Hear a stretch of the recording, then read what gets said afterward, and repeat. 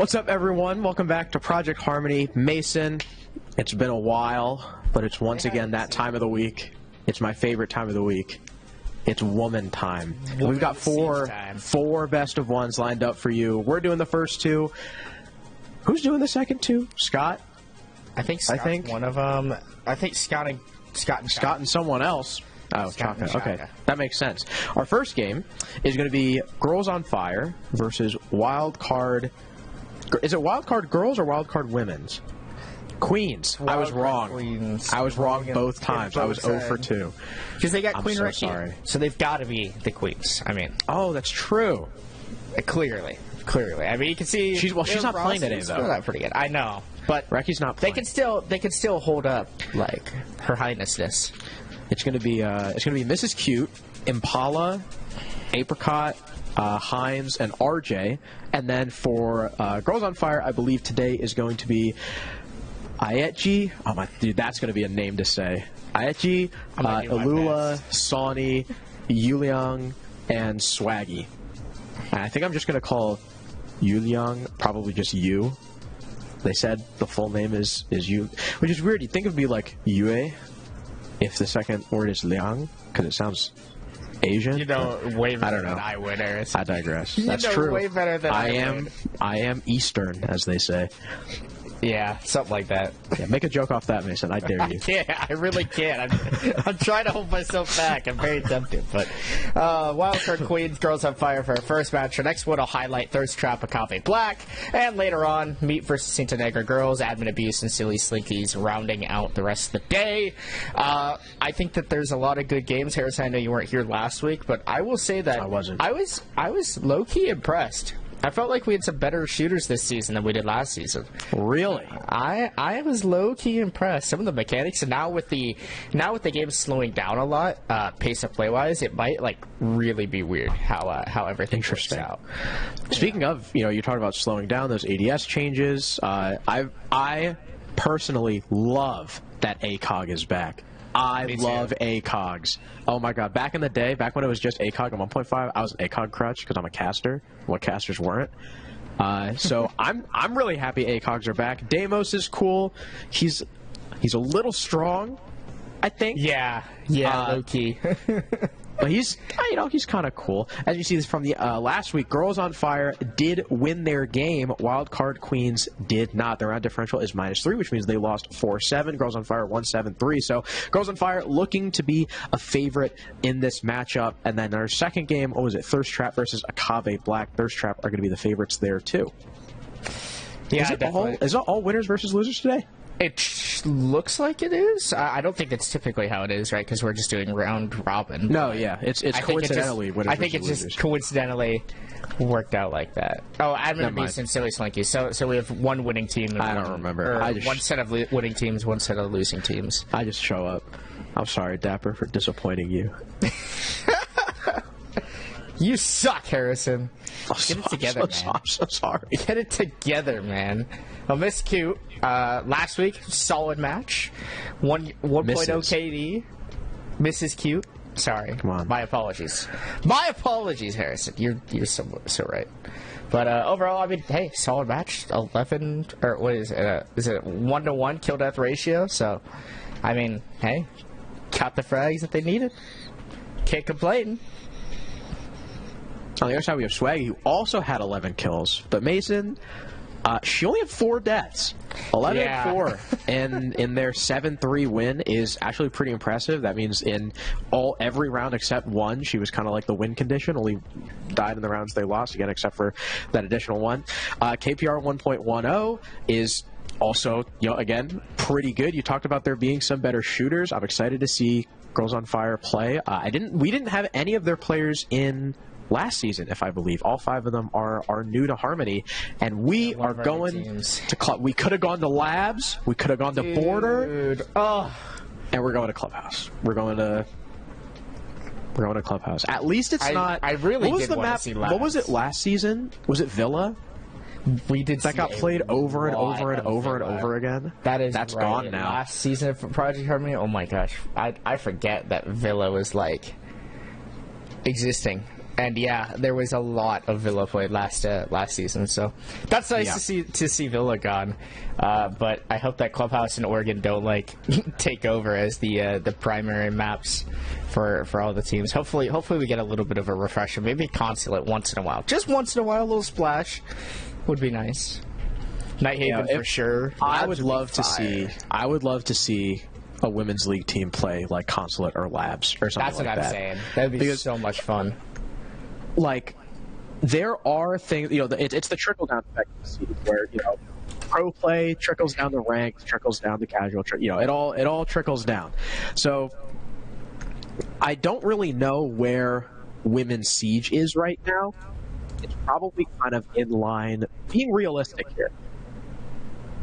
It's probably in line with, like, average collegiate.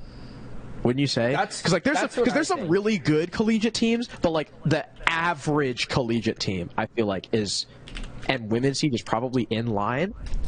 And like at the Columbus the Columbus Siege, it was a collegiate major, I guess. Yeah. At the Columbus event, we saw some pretty actually creative stuff, even from some of the weaker teams. So I'm excited to see how this iteration of Columbus goes out. Yeah, I would argue that I think the higher end of teams like that we have in Harmony, consistent performers from last season, like Silly Slinkies, I think is the one team that has like Goddess on it, and a few other bodies. Like they're in that upper realm even of like being able to compete with probably those higher end collegiate teams and maybe even beating some of them. But then, yeah, I would argue that pretty much everyone else can be like right in that range, just below the top, but still pretty high up there. Because I will say, Harrison, last week there were some shots that were getting hit that I was like, damn, okay, where'd that come from? And it looked like the gunplay like upped, but obviously now all of the gunplay is completely changed with the new season. So now I don't know what to expect. Frost, by the way, with the ACOG is actually insane. Yeah, Frost ACOG, TCSG has the ACOG, but the AUG doesn't. Castle has ACOG, and then of course every single attacker has ACOG again, which is so funny. Have you played like Nook ACOG yet? No, I didn't know. It's so funny. ACOG. It's every single attacker has ACOG on all their automatic weapons. Really? Okay. Yeah. Every single one of them. So Nook ACOG is pretty funny. Yeah, SMG-11 doesn't have it, which is pretty sad. Secondaries I don't think have it, but all the. Do you know Alibi has one? Alibi has an ACOG? On the ACS, yeah. Oh, yeah. So Maestro, Alibi, and Azamiel have ACOGs now. Yeah.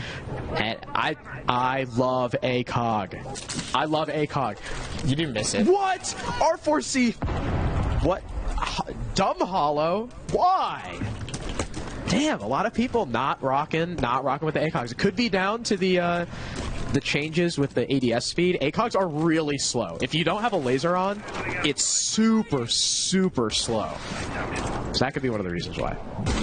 Yeah, it is like crazy slow, the ADS speed. Saudi, though, capitalizing, maybe with a little bit faster ADS speed, getting that opening pick onto Mrs. Cute. So solid start here. 4 girls on fire on the attack, already getting themselves on the board as they're working in towards CCTV, but that Nitro Cell down below from Impala blows Saudi sky high. So a nice refrag, a nice trade between the teams.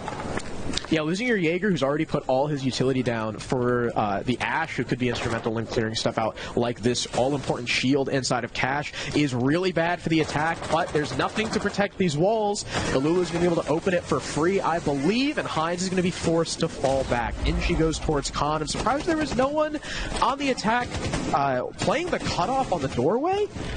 At least, like, you could have done it all the way from Garage, too. That could have been a free pick, but no one on Girls on Fire did so. In the meantime, we have Aetji. Again, that's going to be a crazy name to try and pronounce when things get hectic.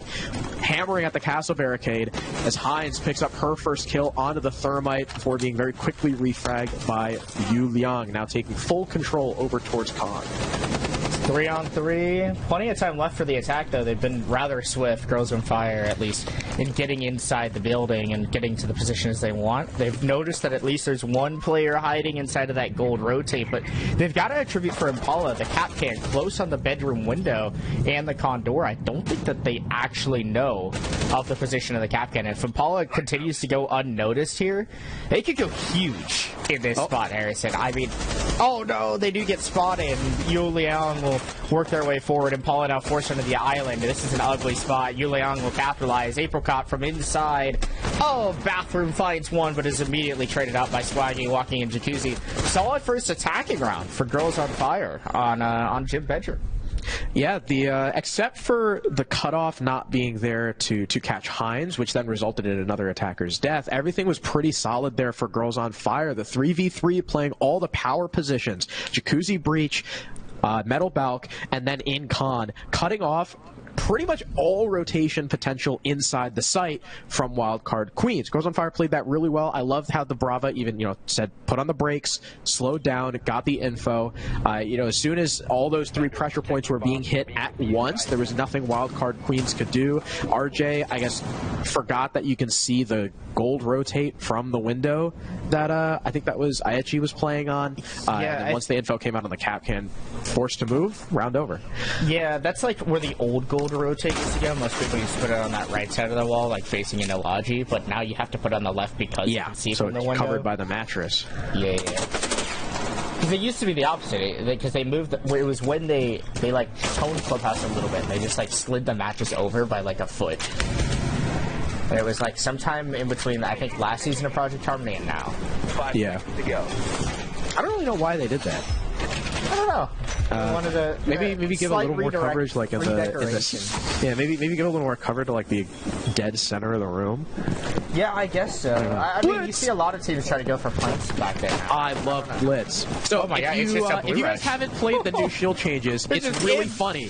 You just run at people, and there's not a whole lot they can do. Impala are going to take the first bit of damage as all of Girls on Fire look to shove their way down into Secret through the staircase and by a generator. Bulletproof Cam already dealt with. Here comes Swaggy. Mrs. Cute, the first object she's walking towards, but Hines has the coverage from the doorway. Trades aplenty, ends up at a 3v3, despite the overcommitment from Girls on Fire.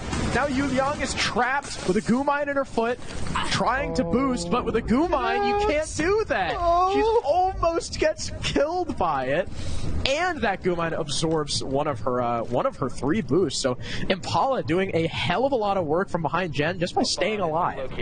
Yeah, Legion really kind of the savior for that like defensive push, right? The Blitz had the edge at first, but they gave enough time with the goo mine to actually allow their team to rotate over, and you saw so much support from Wildcard Queens defending on that blue rush, and now Girls on Fire, the 3 of them will stack down main stairs. Sonny leading the charge, and Atchi close behind. I'm gonna do my best on that name. That's gonna be like horrible for me all day. But other than that, it seems solid from Wildcard Queens. They're reading their opponents very well, and they're just rotating as they need. And unfortunately, with no more hard breaching on the board, there was none in the first place, and there's none now at this point for Girls on Fire. They just have to walk through doors, Harrison. And against this defense with the FNAP mines and stuff, I don't like the odds. Yeah, I mean, Wildcard Queens, whether they knew it was going to happen or not, had the perfect setup to counter the Blitz with all those traps. Now Sawney making her way all the way down the stairs, right on the cusp of catching the Fenrir off guard. Does she know about the other? There's the Legion, just close enough for her to see, but RJ instead comes from around, covers her teammate, more importantly, and wins the round for the defense. Yeah, it was a really good defense by Wildcard Queens. I mean, they read into the rush, at least kind of, but it was really more so the play from Impala behind the generator that saved that round, it felt. Calling out that rush immediately and then getting their team to rotate around them, because he had coverage on the blue door, the blue rotate. He obviously had Impala still behind Gen, and then you had people from inside a church. So, like, you had so much pressure being supplied. There were, like, 4 people staring this way. Yeah, I mean, all 4 4 members or 5 members of Wildcard Queens are like within a 5-meter radius of each other. And even though some of them kind of overswung and ended up getting fragged out, they still had the advantage because they were able to stop that rush for the most part, and there was no hard-breaching utility that Girls on Fire were able to leverage later on in the round. This was a great try from Sawney, getting that first kill and then being close enough to the Legion. She would have absolutely won that fight against Impala, but RJ positioned perfectly to stop that from happening. Now we're tied up 1-1. And Wildcard Queens have immediately donned a more aggressive lineup with Bandit, Mozzie, and Goyo. Now, Mozzie, who had ACOG, and then they swiftly took it away, thank God. I don't think anyone would have preferred that the Roni keep its ACOG. That would have been crazy. I wish the Goyo still has it, though. Goyo still has his, though. Vector ACOG? Yeah. Vector, I don't know. I think the Vector's got too much kick, though, to, like, be reliable with you the just ACOG. stuck. Okay, my bad. I would like to see the Commando ram Mozzie now, more so. Meg always gets mad at me when I talk about recoil because my sense is so high that like I play. Have to try. Yeah, I play 25, 1600. Oh my god! So I don't have to move my hand a lot to control the recoil. At least? No, I play normal. Dude, Reaps plays double that. What is wrong with you? What? Okay, but have you seen how much mousepad Reaps uses? Yeah, it's really funny. That guy's in Pro League, okay? That guy's the GOAT. You are not. We're both Chinese. Maybe some of his skill will bleed over to me. RJ on the fallback from Lounge, taking quite a beating, down to below 50 HP as Mrs. Cute still tries to desperately hold on to cash control. Girls on Fire pretty much with the same clear that they had last time, only this time they're playing into the Goyo. They're going to have to deal with a lot more time delay. Sawney gets almost caught out by the player in cash, doesn't deal any damage back. Instead, it's Yu Liang to come in for the assist, and Hines is our first casualty, very swiftly followed up by Mrs. Cute down below. Aechi sneaks her way in, spots the head of the castle as well, and it is a swift 5-2 advantage now for Girls on Fire. Impala can't make it happen. Apricot 1v5 will have to ace with a minute 20 still left on the clock, and she doesn't even know there's 2 people coming in through behind. A flawless attack for Girls on Fire. There's not much that you can do as the Italian at the end, but I mean, honestly, it seemed like Girls on Fire just knew where everyone of Wildcard Queens were, and then just won their fights. And they just inserted themselves in, like, the perfect spots. It's like they've auto-reviewed, and they probably didn't, but just where they were, it seemed perfect to counter where Wildcard Queens were. Maybe they did auto-review. Who knows? Maybe they've got a box like a fish inside a clubhouse. I don't know. I don't even know if that's the map that Wildcard Queens played last week. But what I do know is that Girls on Fire are shooting, and it's probably why they got like a really solid win last week. And they're looking to go 2-0 rather swiftly. If they continue to put together rounds like that, Harrison, like, hey, it's going to be ugly for Wildcard Queens if they're not able to start to shoot back on those, like, aggressive rounds from Girls on Fire. It doesn't feel like they're using utility or anything. It's not like they're, like, forcing their way in and forcing on a util. It's more of, like, Wildcard Queens are over-peaking and losing their ones. How do you know? Well, I haven't heard, like, a single flashbang be thrown from Girls on Fire. I think you're right. Except for that round that they like tried to shove themselves down secret, I think. Yeah, but like a real attacking round. Yeah. I don't think they've just tried to use utility. They've had like the 3-2-1s on the peaks, and they've been winning their fights. That's so far been the theme for Girls on Fire. Is the utility play hasn't been like astounding. It's just been average, sometimes even below average. But their team play together has been incredible. Here's the Thatcher. Here we see some really good utility play. Bandits, K-Claws denied.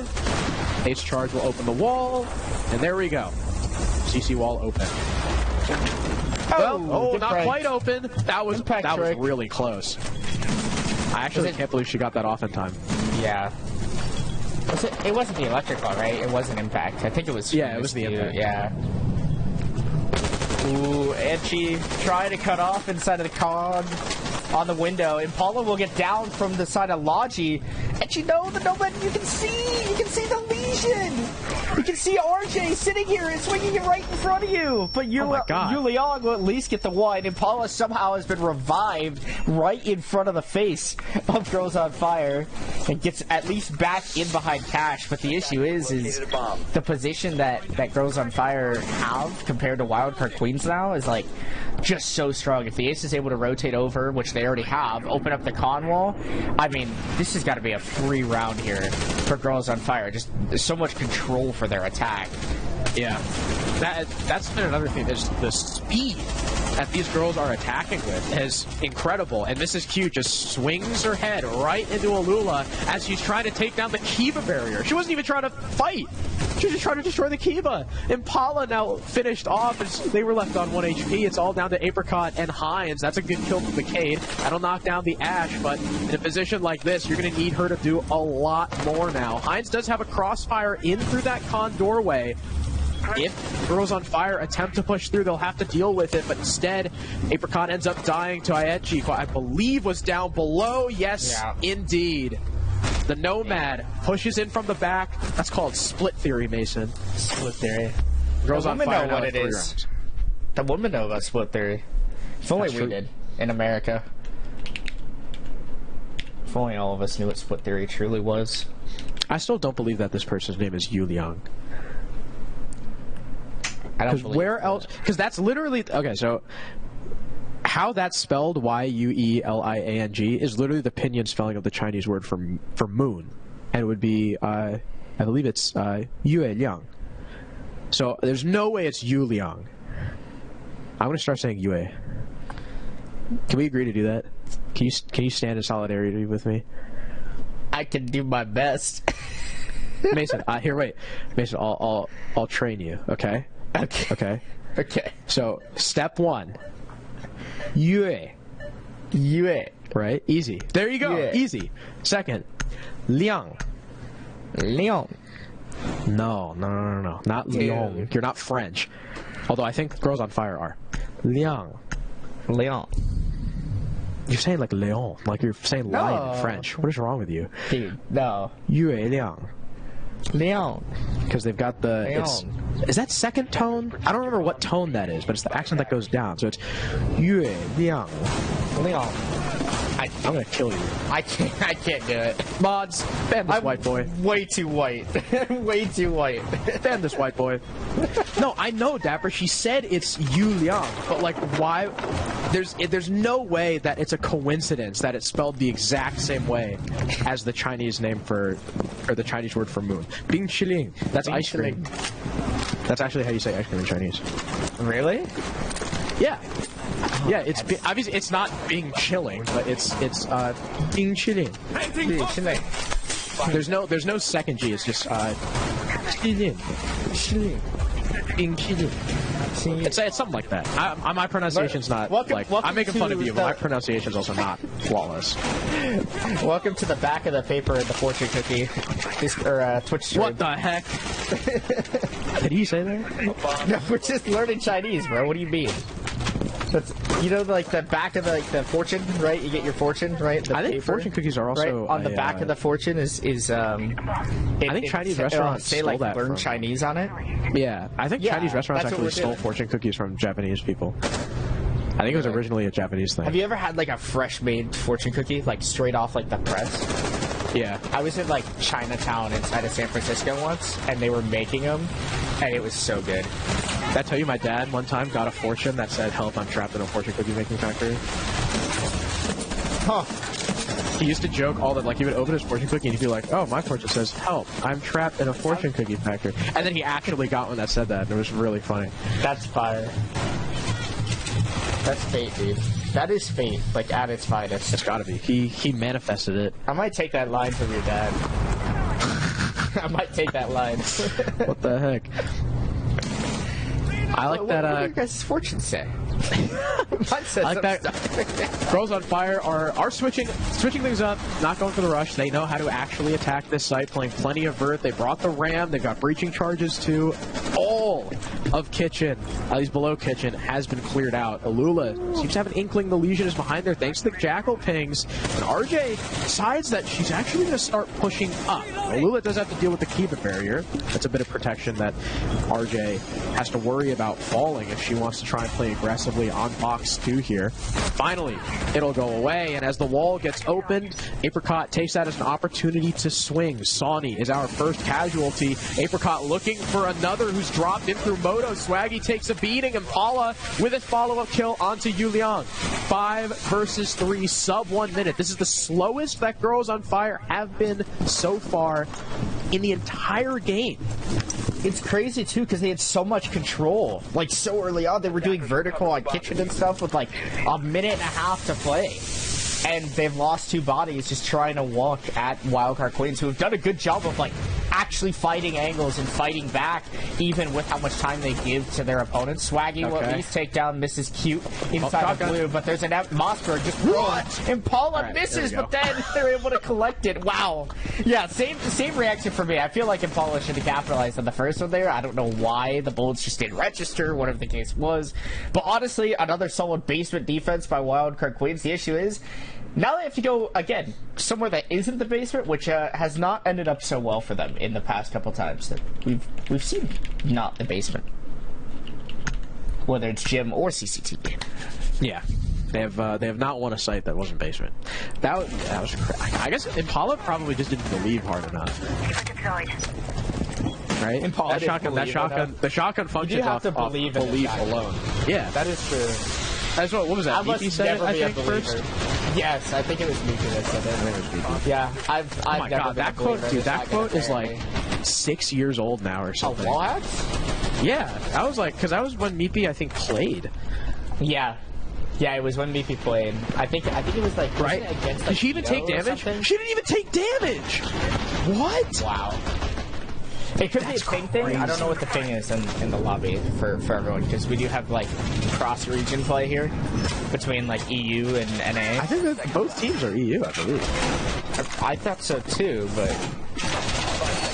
Paula has like 150 ping, so maybe that's why. Maybe our answer has been solved.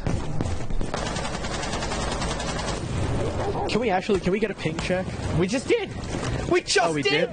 Well, dude, it was right there. That's why I said Paula has 150 ping. Oh, yeah, okay. I wasn't ping. Right check too. Oh, nice. She does have 140 ping. Yeah, that is. Wow. That's probably the entire reasoning of the shotgun. That is tragic. That's where you gotta swing everyone. You can't like hold angles on 150 ping because you'll just lose every single time. But if you've got like the craziest nuts ever and just swing everybody, it's easy.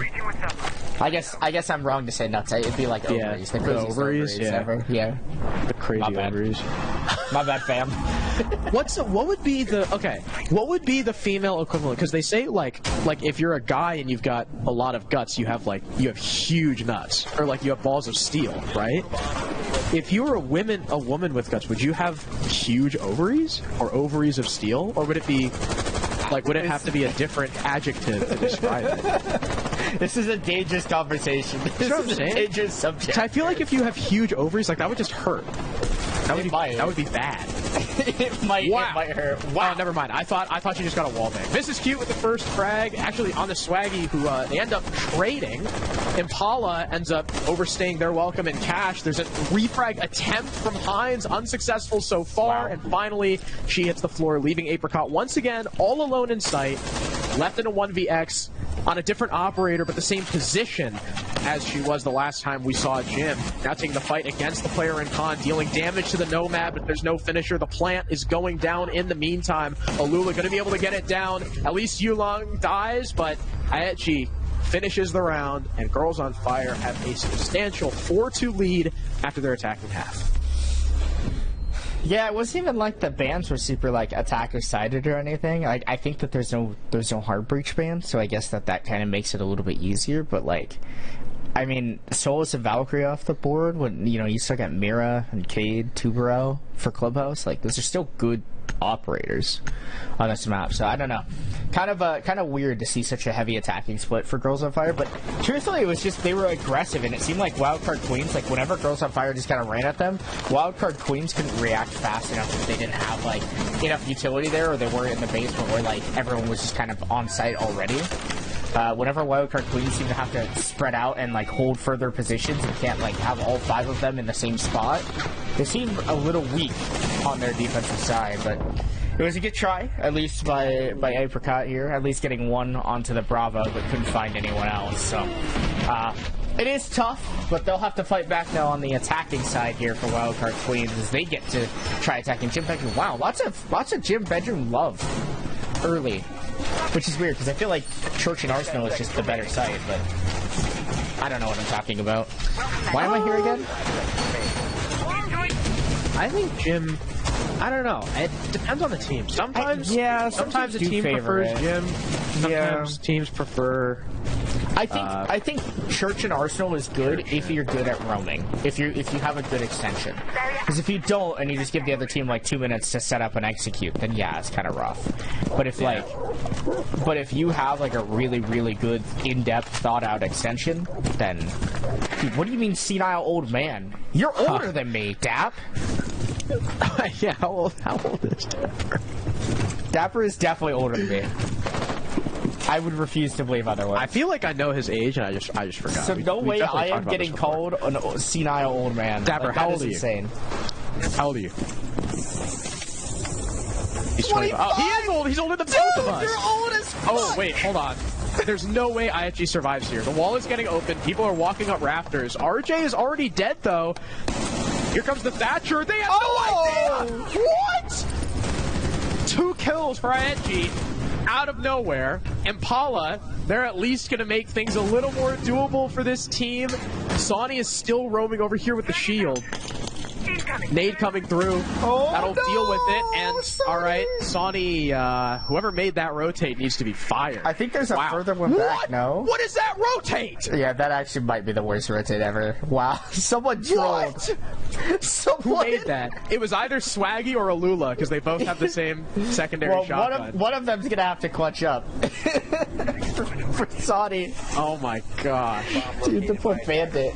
Oh no, that's awful. That is the most pitiful rotate I think I've seen in a long time. That is rough.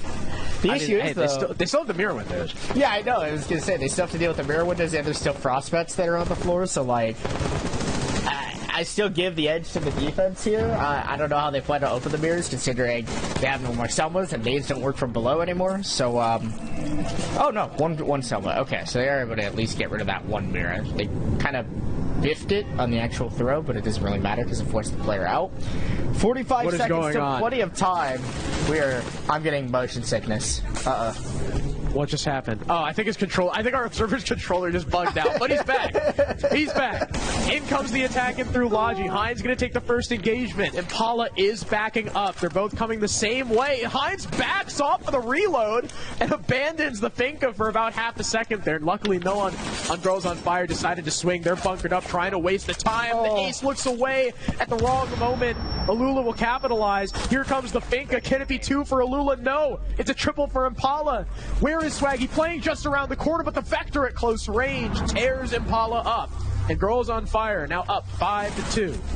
Oh, it was a close round for Wildcard Queens. Impala almost brought it back. I remember last season, Impala was like a demon for, I don't remember what the old roster was called before they became Wildcard Queens, but last season Project Harmony, Impala was a demon. Avengers. No, they were Avengers. That's right, Avengers, yeah. That is right. Yeah, I don't know. I feel like Impala has always been just like a straight shooter, and it is unfortunate they weren't able to win that round out for Wildcard Queens. Definitely one that they needed to. They need to win out more, as many as possible at least. But considering they're attacking half anyway, but Girls on Fire. You can see the replay of the 2K. It looks solid. Yeah, Aichi too, like actually insane. No one checked for her too. And imagine. Oh, dude! If she controlled the recoil better there, she had the third. Oh, yeah. Imagine. That would have been disgusting. You saw like the gun like bounced up before coming back down. She probably just got surprised. Because that happens to everyone, right? You get spooked and then you forget how to control recoil. And then we have the unfortunate rotate there. I'd be so mad at that rotate. Dude, I'm watching the game and I'm mad for her. I would be, I'd punch in the air. At least they won. They won the round. That is facts. That is facts. They did win the round. If they lost the round, I bet she'd be even more pissed. Flipping her mind. Now we're in the basement. The Girls on Fire do look like they have an extension upstairs. They've got plenty of very roamable operators, the Legion, the Alibi, the Castle, if you want to get a little crazy. We got reinforcements set all the way upstairs too. We'll see if Wildcard Queens, they've got two options. One, rush the site. Two, go for the full clear. And, well, basically, we don't have anyone inserting themselves into the building 30 seconds into the round, so I'm going to assume that this is a full clear. It looks like it. Well, actually, no. It's more like a kitchen, like a half clear. Because they've got Impala working with RJ and Apricot inside of kitchen, and there's a headhole all the way in towards the mate locker, and Impala just walks in and immediately dies to Yu Leong, who's got the ACOG for this long angle. I mean, it's the perfect weapon. The UMP, 0 recoil, all you have to do is hold a long angle, like, free kills all day long, and Yu Leong probably going to capitalize on another one under the buck here if they're not too careful. Swaggy finds 2 with the pump, and Yu Leong outside, Swaggy with 3, all inside of dirt. 3 members light up, 3 shots, 3 go down. Swaggy believes. Swaggy believes. So they did try to, like, half rush, almost. But they all died trying to go into kitchen? So, they tried to have kitchen vert, and then also rush dirt. But either the Candelas didn't come out, or they all missed. So Swaggy just sat there with a shotgun. And, dude, Yu Leong with some crazy shots, too. That was a small angle to hit that with. Yeah. And especially with the UMP, a slow fire rate weapon. Dude, her name means Moon. She put those people to sleep. And now it's back to us because we have a game crash. So we'll sit here. It's always on match point whenever the game crashes, it seems. To like draw it out and extend it. Yeah, I don't know. Well, maybe it'll give the Wildcard Queens some time to sit here, figure out their problems, and hopefully orchestrate their next attack.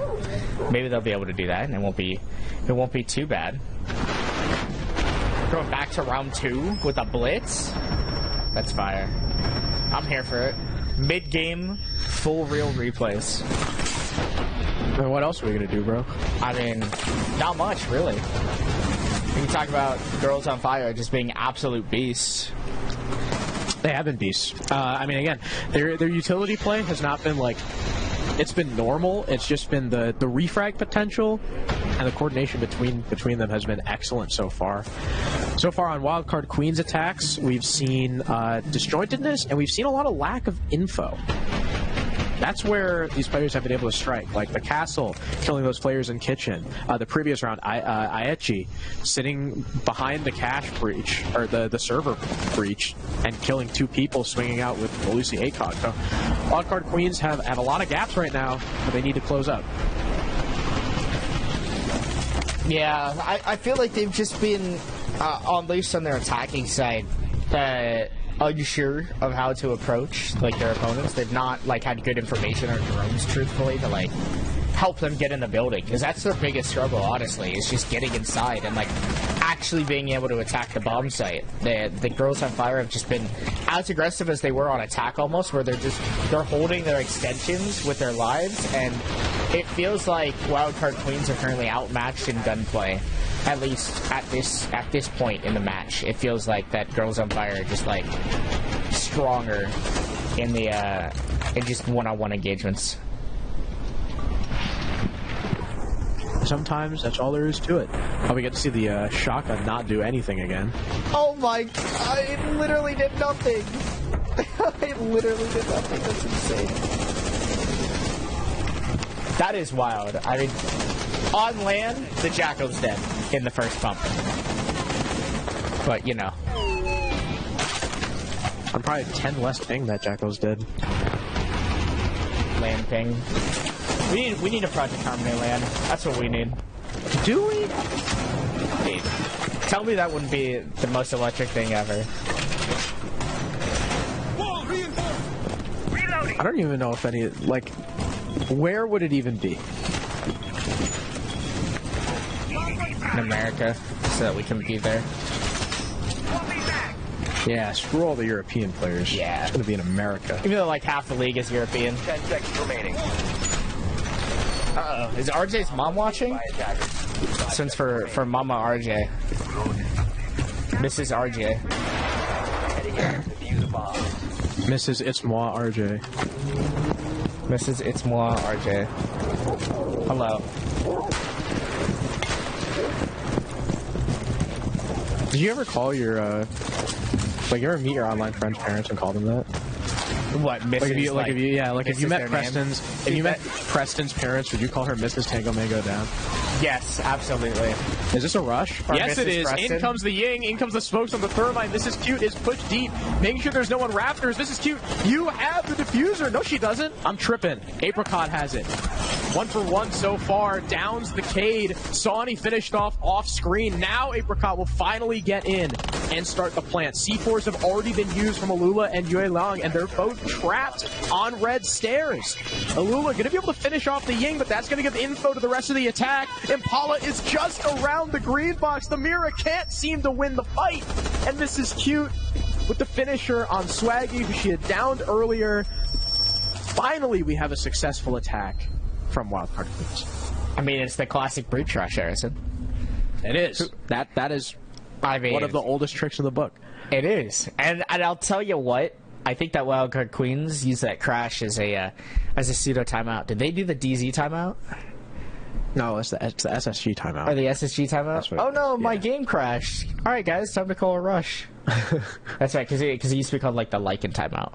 The DZ timeout was different. The DZ timeout was like, oh no, I spilled water, and now all of your momentum is gone because we're rehosting.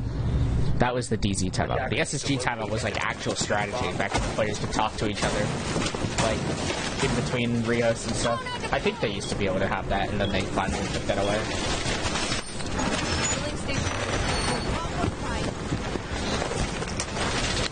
That's Wildcard Queen's first round since... Is that the Elysian version of Thunderbird? I don't even know. Yeah, I think so. The little Kona station? When was the last time Wildcard Queens got around? When it was like 3-2? What? Right? They just won last round. Yeah, before that. Oh, the one prior? Yeah. When was the last time they got around? So then 3-2. Yeah, Girls on Fire won 3 straight. Oh. Wildcard Queens are finally able to kind of stop the bleeding. This is Mrs. Cute's second. The issue is they have to now go back to gym, and they have to go back to basement and attack both of those sites. And, like, those are the harder sites to actually attack on this map. And that's the issue. Especially with, like, I feel like when Wildcard Queens are able to hit the site directly because of how extended Girls on Fire are, right? They're more successful. Whenever Wildcard Queens have just, like, the 5-on-X advantage, they seem to win. But if they're ever, like, split, if Wildcard Queens are attempting split theory, they can't do it. But Girls on Fire, when in the split theory section, whether Wildcard Queens are trying it or they're trying it, seem to be better off. But if it's a 5-on-5 duel, Wildcard Queens seem a little bit better. Girls on Fire's second best player right now is on the floor. I think getting shot through the con window? Yeah, it's got to be con. I think it may have been it might have been a late rotate. Mrs. Cute or through the Logi hatch. In comes the Ying. Off the Candelas. Ends up dying. Yue Long was not blinded. Neither was Alula. 2 quick kills for Girls on Fire means that Aetchi's downing. It's not going to matter. She gets res. There's also Thunderbirds all around the map. And I'll be able to give them heals. Wow, she doesn't even need the heals. Impala's dead anyway. The Bandit now looking to kill RJ. Sawney ends up dying and paying for it, though. So there's a freebie back for Wildcard Queens, but it's still a 2-on-4 that they've got to try and clutch out. About 1:25 left on the clock. Girls on Fire. Aetchi's getting slowly healed back by her Kona stations. This looks like this could be the map here, unless Girls on Fire get a little too freaky and start giving away free picks. it should be it. There's Aechi looking like she wants to give away a freebie to RJ. Long angle being held at the ACOG. Aechi she's still challenging it. Actually dealing damage to RJ as well. Now down to 1 HP, and finally she'll back off. But at the very least, she's wasting time. I mean, RJ hasn't done anything since Aechi started peaking. We went from 1.5 minutes left on the clock to now 45 seconds, and no ground has been gained. No utility has been wasted from the defense. Nothing has happened except for some damage on Aechi, and while she was getting damaged, Swaggy was getting healed up. Finally, the Thunderbirds finished off. The Cade forgets that the windows are there. Hold on. It's doable now for Wildcard Queens, with the drone spotting Yue Liang falling back into the bomb site. RJ, I heard one of those Selmas going off. It could be over towards Logi. The Azami now looking to play in through Jim and cut down these players as they make their way through the Condor. 10 seconds left. Wildcard Queens need to make their move right now. Ilula with a brilliant angle. The crossfire working out in their favor. Down goes Apricot. That's the case carrier. And Girls on Fire do not let it slip away. Round 10 goes their way, and they win 7-3. It just came down to time management. It never seemed like Wildcard Queens could move effectively. It seemed early round they were always super slow if they weren't able to immediately get opening picks and just find their way in the site. And then as the round got slower and slower later on, Girls on Fire just did an excellent job on their extensions of peaking, but not over-peaking to lose their lives. Yeah, they did a little bit at the very end of the map. They did lose their lives a couple of times, but overall, really solid defensive effort and honestly attacking effort on the attacking side as well for Girls on Fire, advancing themselves to be 2-0 here in Season 2 of Project Harmony. So it's a solid start for them. And also, they're on top of the leaderboard right now. Their round differential after this match will be they duplicated what they did last match, so 7-3, 7-3, so 14-6, the plus 8 RD, which is really solid at like start out your season that way, because when we talk about playoffs later on for seeding, having an early high RD will just kind of boost you through the season. At least should help you as you go on through. So congrats again to Girls on Fire for taking the win, and Wildcard Queens still searching for their first win yet this season. Yeah, that was actually kind of impressive from Girls on Fire, especially what we saw from a lot of the teams last season. But we've still got 3 more games to go. Stay tuned. We'll be back in just a couple minutes with game number 2. Chat, we're back. Oh, you can see him.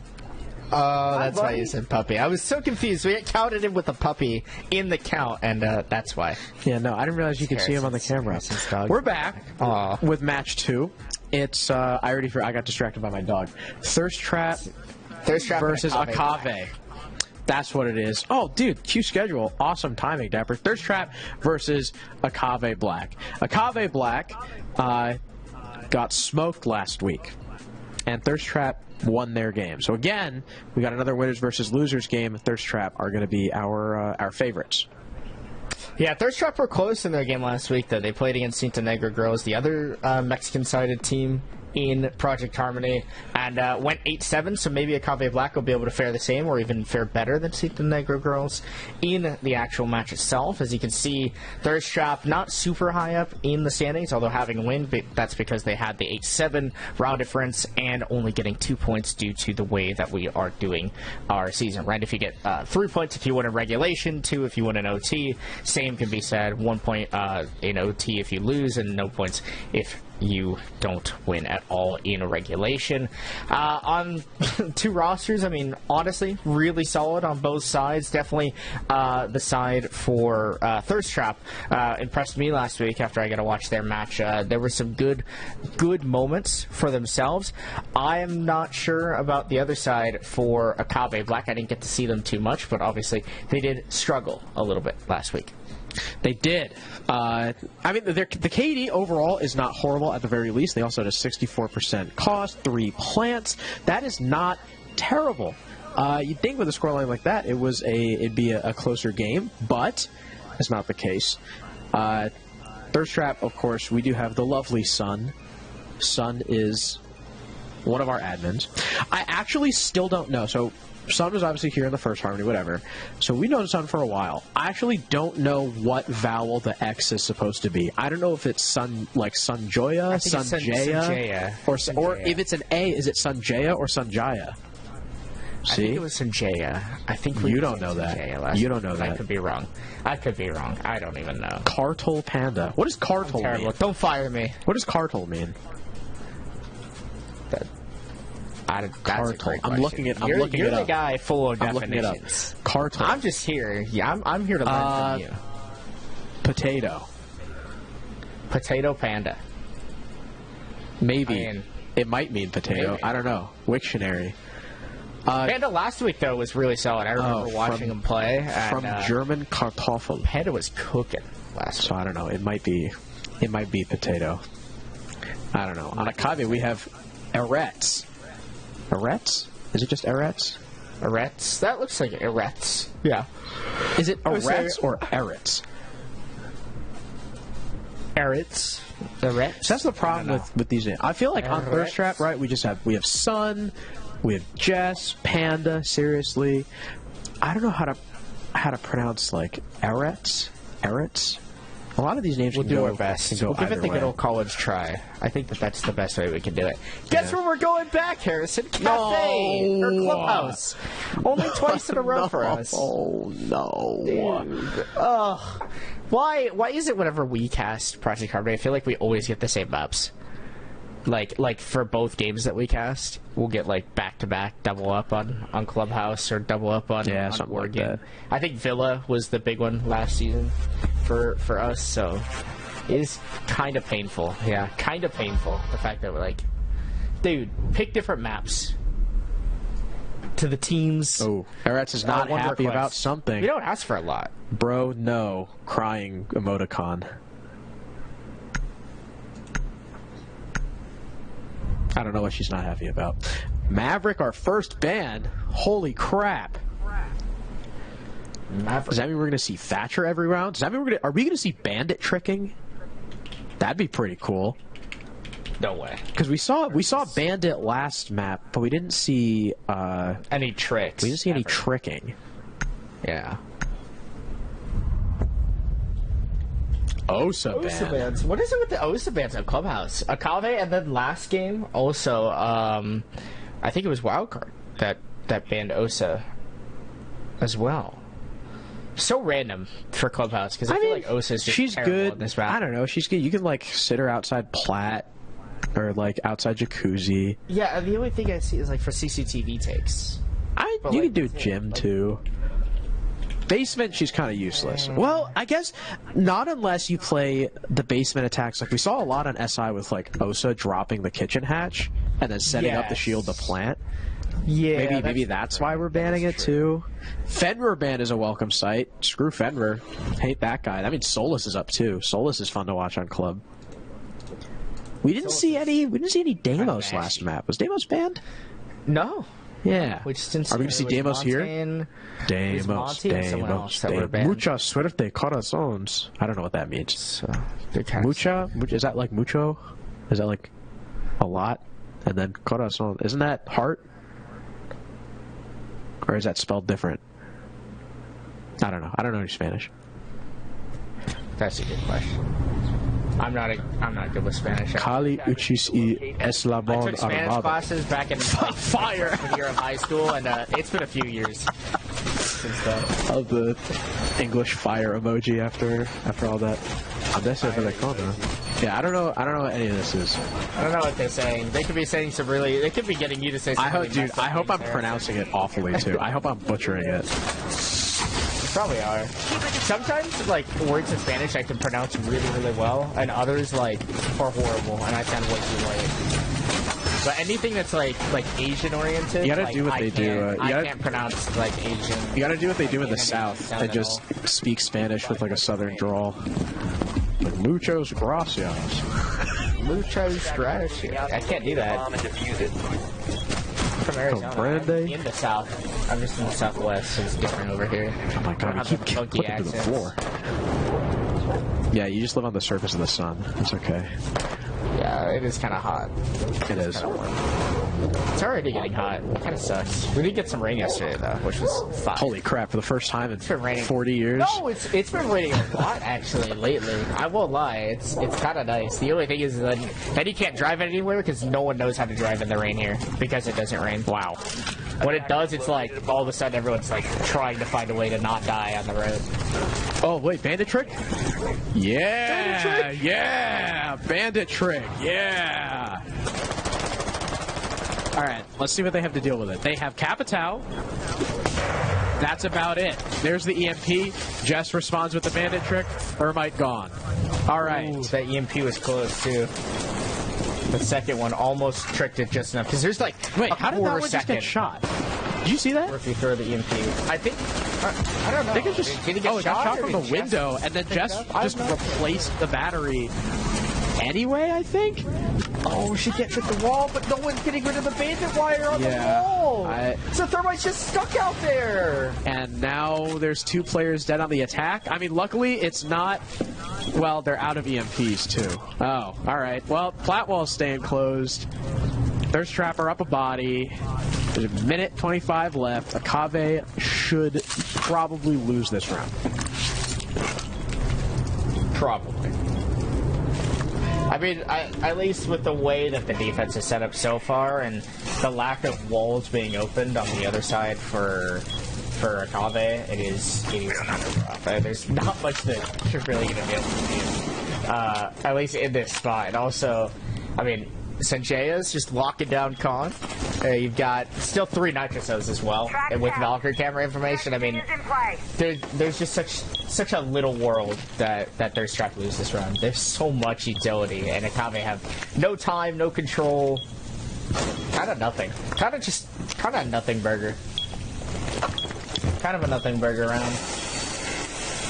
Holy crap, the wall got open? Oh no, that's the Khan wall. Nay also kills Sun.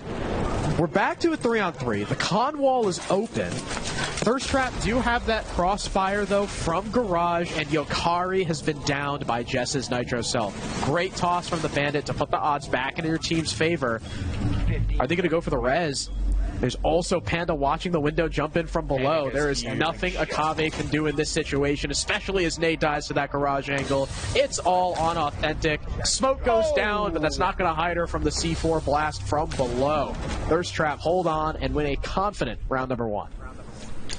Yeah, it seemed that way. I kind of highlighted that they had so many Nitro Cells, Valkyrie cameras, utility, and that Akave just didn't have any ground. They at least did kind of get that man count even towards the later half of their execute attempt, but then they kind of just ran in one by one and forgot that the other team had a Valkyrie and Nitro Cell still available. And the position they put themselves early on, not being able to get that main CCTV wall opened up, definitely hurt them the most. I don't really know why the IQ was just like standing out there watching the bandit trick. Like, I guess because they had the mini EMPs, they were trying to ping exactly where the bandit batteries were, but I don't know. I think you just bring a Thatcher and everything is immediately simplified for trying to open up that main. Yeah, you don't bring up 2 heart breachers, and like that would be way better than trying to do whatever Akave tried to do on that attack. Bring Thatcher, bring Thermite, bring Ace, and you will definitely get that main wall open. There's no possible way of bandit tricking without just being God. 10 seconds remaining. Yeah, you also just don't really need gridlock there. I agree, just take Thatcher. We're gonna go basement though. Akave are bringing a lot of good tools. Once again, they've got the Ram, they've got the Jackal just in case there's a roam. There is none, and they don't have smoke, so never mind. Jackal's a terrible pick. Gridlock also, you don't really need, you're also only bringing 1 hard breacher for a basement attack, and that is not necessarily a recipe for success. You've also, again, because you're bringing both Gridlock and IQ, you're taking 2 operators that can essentially do the job of 1. Just take Thatcher. Or if you want to keep one of them, I would say keep IQ to counter the Valk, or just pick either Gridlock or Jackal, not both of them. I don't know. Weird, and I would say inefficient operator picks from Akave so far.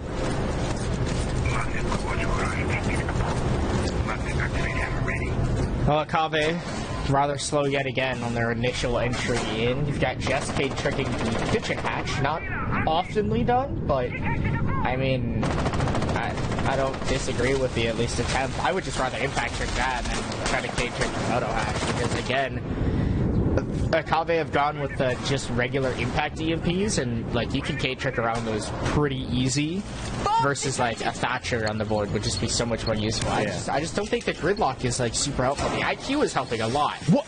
Where they are. Yeah. That was really funny. Oh, the Jackal's dead. For Day, where did Panda get that early on to Panda. Oh, looks like just the main stairs. Okay. IED active. Sweeping perimeter. I think it's also a good bet for Jess to trick, though, because if she knows that they're just going to be relying on IQ gridlock, like the EMP will go off, she can trick, and then the Electro Clock comes back before Hibana's X-Kairos detonate. So exactly, you could still very well trick that hatch. More not clutch. That's Bravo. More boogie drones coming out from Ram to destroy what little remains of the ceiling. Jess is still going for the trick, but I believe that's going to be a little too late. No, I heard Hibana explode somewhere. That might have been Moto Hatch, actually. Yeah, they got Moto open. Yeah, I think the kitchen hatch is still closed, which is still really ugly for Akave Esports, because their entire plan now relies on just dropping down the Moto Hatch and trying to force their way in through that doorway. They haven't even opened the Moto triple wall. I mean, they don't really have any control. They're just going to try to force the issue in through here, but Jaeger, seriously, will just stand in behind the bomb trash to get those kills. Hibana's still trying to get the thing open. Jade, what are you doing? Nate walks in! They don't know about the other. No, don't check the corner, though. Panda gets the pick back. No time left on the board. Akave just tried to surge on through. They check the corner at least, but can they get the kill on the Panda? Wait, the plant's going down. The diffuser's going down, but no, Panda shuts it down just in time. Oh, the Hibana just planted on the door. Or if the Hibana just killed the Valkyrie first. Or walked in, yeah. Why didn't she just kill the Valkyrie? Like, you knew she's she's trapped in that corner. Just kill her. Okay. So, Akave's entire plan got thwarted by the fact that they didn't bring a Thatcher. Please bring one. Alright. Instead, we have Nomad. We have Twitch. We have Nomad on Club. Yeah, Nomad at Clubhouse. This was literally, dude, the play from Nay almost single-handedly brought the round back. Like, first of all, I don't know what Jane's doing. That was crazy. The refrag attempt fails, but there's no drones, even though they still have 2 left. One out on the map for Authentic, and Yokari still wanted pocket. Here, the Valkyrie, like, they know the Valkyrie's here. There's 3 seconds. Authentic has time to get off the plant, kill Valkyrie, and probably get tucked into the corner. Honestly, if instead of walking in and immediately sticking the plant, just walks in, plays for the 2-on-1 gunfight with the gridlock, she can probably get a safe plant there. With the gridlock covering from the head holes, that round is super recoverable for Akave. But it didn't happen. Yeah, I think they're just so slow on their attacks. It almost feels exactly how Wildcard Queens felt last game on Clubhouse, where their attacks are just so slow that, like, they can barely get inside or really get much going for them. Seriously going for a spawn peek, just looking for a spawn peek. You can see that Thirst Trap are really comfortable with how they're playing, and they're just being as aggressive as possible to keep Akave kind of on their toes, and also, like, keep the man advantage early on for themselves, which they've been able to do so far. And I don't know what that drone is doing walking up red, and there's no one behind it. It's just like a wasted utility, right? If you don't have someone actively taking space behind the drone, why are you droning at all? Because now that player can just move around wherever they want. Information's only as good as about 2 or 3 seconds in Siege. But they've got the wall open. Oh, Sun. I saw the vision. Sun wanted to go for the impact trick through the drone hole, which is possible. It is possible. I think you have to be prone, right? Yeah, but yeah, you kind of have to be prone. It's hard to get it off without being prone, and even then, usually you want to do it from the other side so that the impact, like jam or something, right? curves around. Yeah. Seriously is our first casualty. Aretz with the opening pick as Buck, entering in through Cash, starting to take some good control, except for the Solus. It looks like there's really no extension over here. So there's actually no one here at all. There's a C4 with her name on it, though. So, wow. Dude, no matter what Akave do, Thirst Trap get a C4 kill. Haven't they had a C4 kill every single round so far? Did they get a C4 kill I don't last think round? they had one last round, but they had 2 the round prior. That makes up for it. They have 3 total. Exactly. Yeah, the calculations calculate out. Abby's just walked in sight! Dude, where are Thirst Trap at? They're all downstairs on main! What is happening? Abby's got 3! Jess is alive, last one in a 1 versus 4. I mean, she at least takes out Abby, who kind of went on a tear, but she's going to walk through these gridlock singers and can't even find the thermite to get the kill. Akave, with a solid attacking response, finally getting one for themselves here on Gym Bedroom. We were too busy counting to realize that Abby was walking in the middle of the bomb site. There. I mean, Abby did not care. That's the weakness of not having a cash hold. Thirst Trap had way too many players downstairs. The Soulless, the Soulless who was left alone to hold cash died in 30 seconds.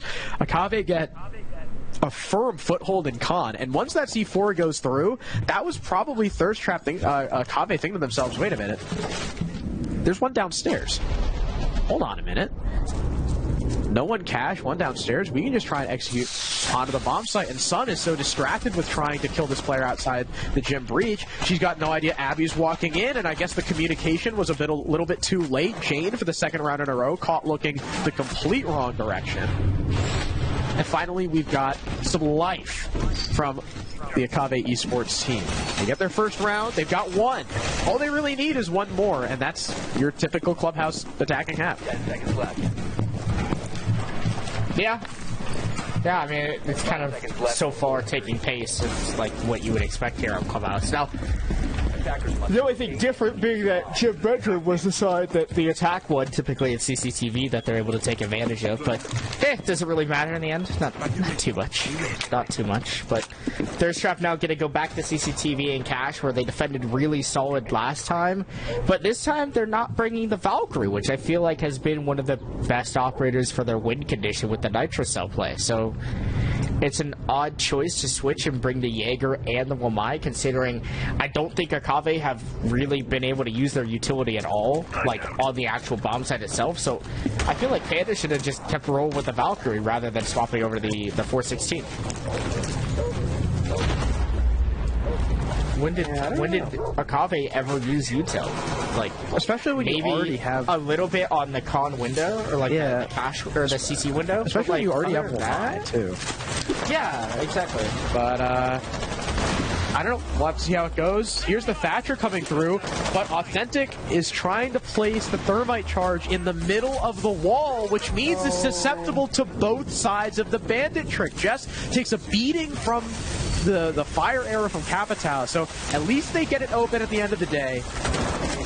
But they don't really have any other follow-up. They don't have any follow-up hard breach though. It's just Nay with one hard breach charge. So if they want to go garage, it's going to be tough, and if they want to go con, it's also going to be tough because that hole is going to be so small. Yeah, I don't really know how Akave plan to proceed with only having the main wall open. I feel like that almost forces you to go garage at this point. The issue is you have to deal with these Kiva barriers, and they're easier to deal with now that you can just spray a bunch of bullets into them, but it hurts a lot more when you're down a man and now have one less person, especially Abby, who is really, really solid last round and making some control. It seriously picks up a 2nd kill for themselves and is looking for a 3rd here onto Authentic outside of the main breach. The Jiggle Peak battle surely to ensue, but the Izami, as long as she stays in rafters, I mean, what are Akave to do? They've got to find some sort of answer for this player, for the Izami inside of rafters, and there it is. Do. Authentic gets the kill onto Seriously, who just overpeaks, gives away their advantage. It's the same issue that I feel like Thirst Trap had last week, where they just overpeak too often and throw away rounds that they really shouldn't be throwing away.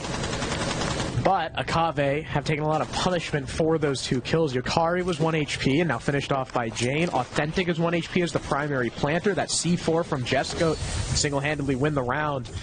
Nay is almost at 50. Sun looking to cut off the player from the breach, but it's unneeded as Jane and Jesco both get the final couple frags. The Cade coming up through garage. And a 3-1 lead now for Thirst Trap. Yeah, Thirst Trap again looking solid. I do think that they threw away a couple of extra picks that round from what they should have. I mean, at times it seems like they're really good at the beginning round, right? And getting those opening picks, getting themselves their feet, kind of in place. But then, like, seriously, there's no need to swing that spot there on rafters against the Thermite. Yeah, you're feeling yourself. You've gotten 2 kills, but maybe just a little overzealous from the Thirst Trap side. And it, like I said, last week it felt like it was kind of the same thing where they did struggle a little bit with that, but maybe they can make those adjustments, hopefully, going into the ending half of their defensive stint here on Clubhouse. Akave on the other end, taking a timeout. They're trying to talk it through, see what changes that they can make. They definitely need to make a few adjustments. I think really a lot of that being on their pace of play and just their util usage together. Now we go down to Church. Their trap looked, again, it was a site where they kind of threw away some bodies. Akave looked like they had a bit of a plan heading into the later stages of the round, but we've got Nomad, and we've got IQ, and we've got Hibana, so still no Thatcher. Although I guess they don't need it this time. Thirst Trap are not running any sort of anti-breach except for the mute. They are running sort of, I guess, like a modern take on that SSG-style roam where you've got the Vigil, the mute for drone denial, as well as Solus, who's a completely self-sufficient roamer, that Legion for those goo mines on the site, Panda, who's going to have some extra info as well. There's going to be a good round, or good roam for Thirst Trap. Akave, I mean, the Jackal's going to be a good pick. The Nomad, again, Nomad's not the greatest operator on Clubhouse just because of how easy it is to watch the flanks here and how good your cutoffs already are if you just have a body dedicated to watching it. I would have liked to see, again, someone with EMPs. Didn't even have to be Thatcher this time, just to aid with breaching those walls upstairs because of the mute. But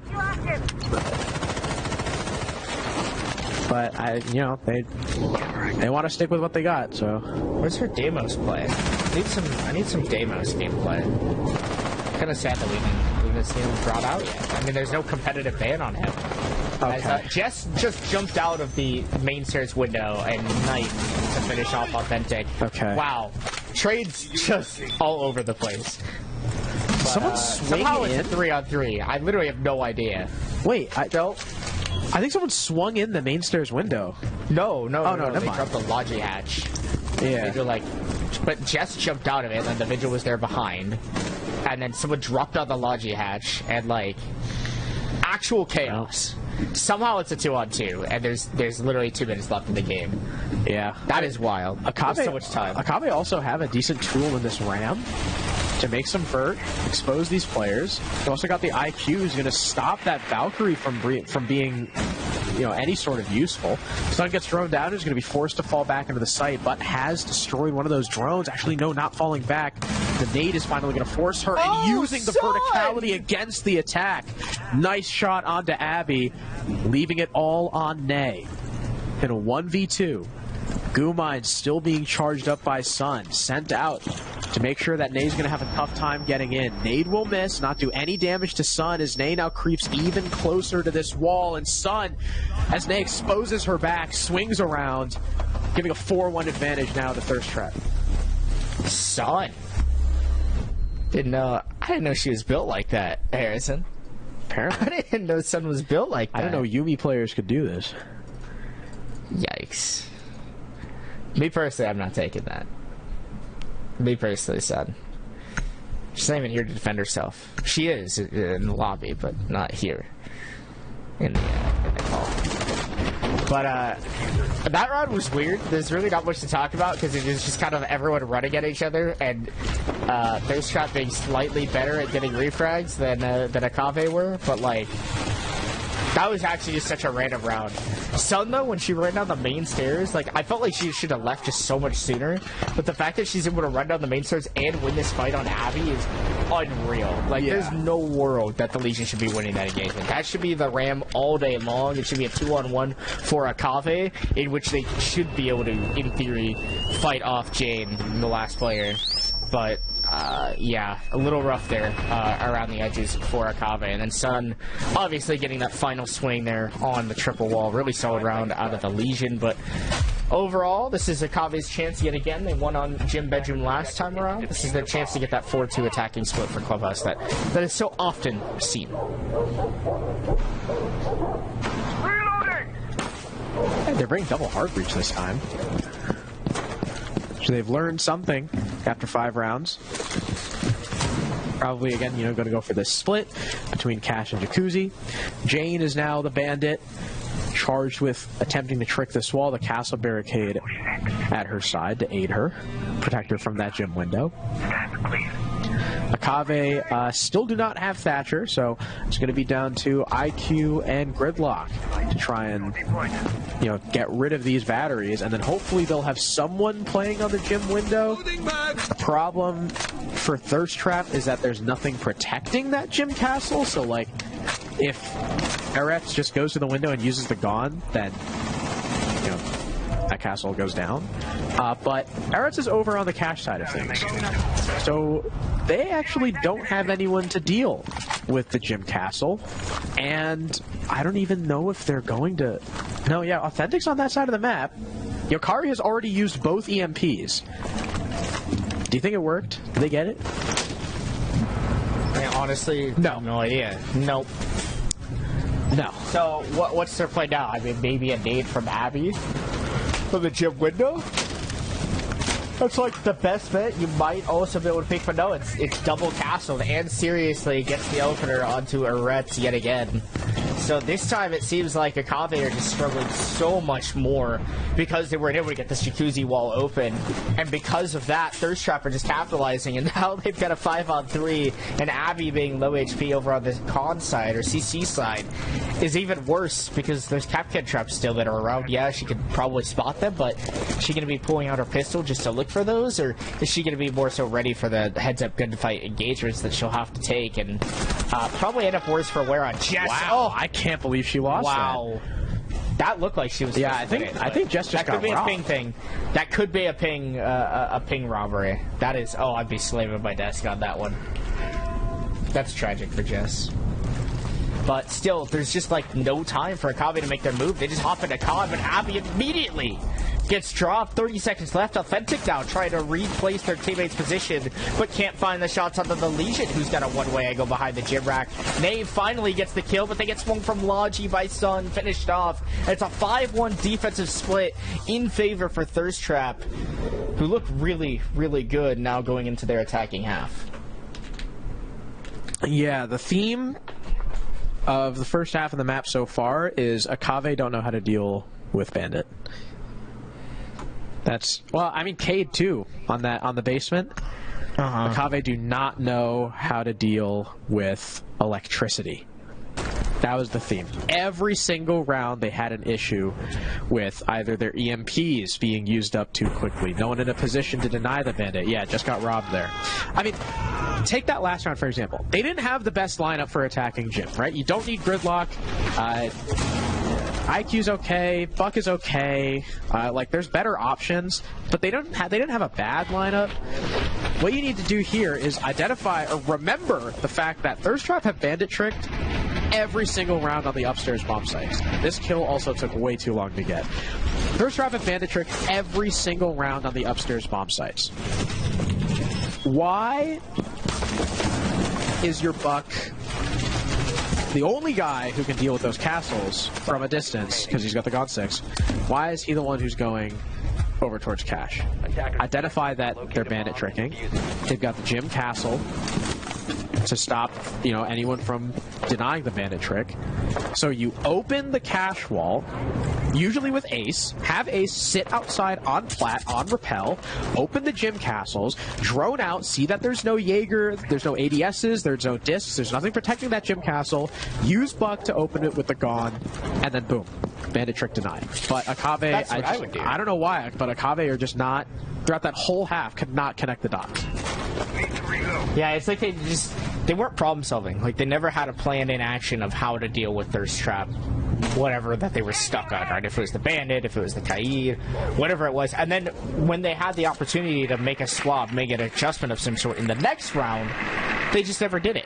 They never changed their operator lineup. They never brought Thatcher at all, which on Clubhouse is wild, because I feel like Thatcher, this is like one of his best maps in terms of just denying utility because of how close everything is and the actual bomb sites, the walls and stuff that you've got to open up. But so far, Thirst Trap are also not bringing the Thatcher, but there's no need to if you're not bringing the Kaid for the side of Akave. Instead, they've got more of an aggressive roam style setup where they've got the Solas, the Valkyrie, even the Legion is available to kind of run around the map as you need. And so far, Thirst Trap are a little slow. They've got dirt opened up because it was left soft. And are they about to just walk in sight? With how far off Akave are, I think literally you could just walk 4 people through dirt and fry the Legion of Authentic, who is so unexpectedly about to get absolutely destroyed by the 4-man stack here in dirt. And there is nothing to stop them. In they go, in they flood, now spreading out in the bomb site, making sure that there's no corner unchecked. Authentic somehow gets a kill there, but Panda with a quick refrag make it too as Yokari goes down, and so has the diffuser. Now all the rest of the defenders have to try and come down these staircases, and nobody is going to make any headway. Panda with a huge round, 4 kills, I believe, by the end of it, giving Thirst Trap map and match point a almost indomitable lead now. Yeah, this is a little bit ugly here for Akave Esports. I mean, they just have such a big hill to climb, such a tough one to try to topple. There's not much they can do, Harrison. I don't really know what to say or to do here, just adjustment wise. For Akave, they had no one inside of Church Arsenal on a Church Arsenal defense, or inside of Church at least, or Arsenal rather, like inside of Box 3 or Box 2 or Deep Armory or anything to stop the main wall from, or the dirt rush, right? And nothing to deny the kitchen hatch if someone were to just go for a switch drop there. They had so many people off-site in other positions, and it was just not the right spot to be in at all. And it is, truthfully, really unfortunate. Why did you replay that? One missed pistol shot. Dap is a troll, and he will replay the worst and the best moments for the players. Rightfully so, but Dap is definitely doing some hating. Some low-key hating with the slow-mo. That's a crazy Maestro cam. What was it? It was in the corner. Like, so imagine you're standing in church, right? And Moto is to your left. Okay? Yeah. Black box, it's to the right of black box in that corner. Interesting. Yeah, I don't really know what the plan is with that. Will we rotate? Because you can't even see like the default plan if it's right. Yeah, I don't know. Seriously has also gotten the first frag onto Eretz, so Solus is gone. Thirst Trap are making headway into the map, 50 seconds in. Evil Eye at least able to get rid of one of those drones. Oh, I see them. Also, the right side of Triple Wall being open. It's like the inverse. Is different. Yeah, that's a bit odd. This is the opening that you'd make if you had a smoke shield playing there. Yes, exactly. You have the smoke shield, and then you get a few ADSs for it, and you can play more aggressively against the main series. But it's also a trickier spot to play, and that's why most teams don't usually do it. Yeah, because if you die there, there's a long angle all the way from main stairs into blue, and the attackers don't even have to move. So that's why most teams just don't do it like that. Sometimes they'll still play it that way, but I think it's too aggressive of an open. Oh, see, there's the Evil Eye right there. Yeah, see it? That's where I thought you were saying. That's funny. Oh, and now Ney is down. So just what we were talking about. Maestro's down, dead on the position. Seriously has an incredibly long crossfire staring all the way through A. Wow, I can't believe the Ash charge didn't kill her. Seriously, now fighting against the Goya, who's also got an ACOG, but in the meantime, Yokari is dead. It's just Abby and Authentic in a 2 versus 5 to keep the game alive. Abby with 1, but Authentic dies. And Abby's game has crashed. Nope, she's alive. She's taking some damage, but she's back. Popping the Goyos, keeping that player in dirt. That's a smart move, but no one else on Thirst Trap has isolated themselves.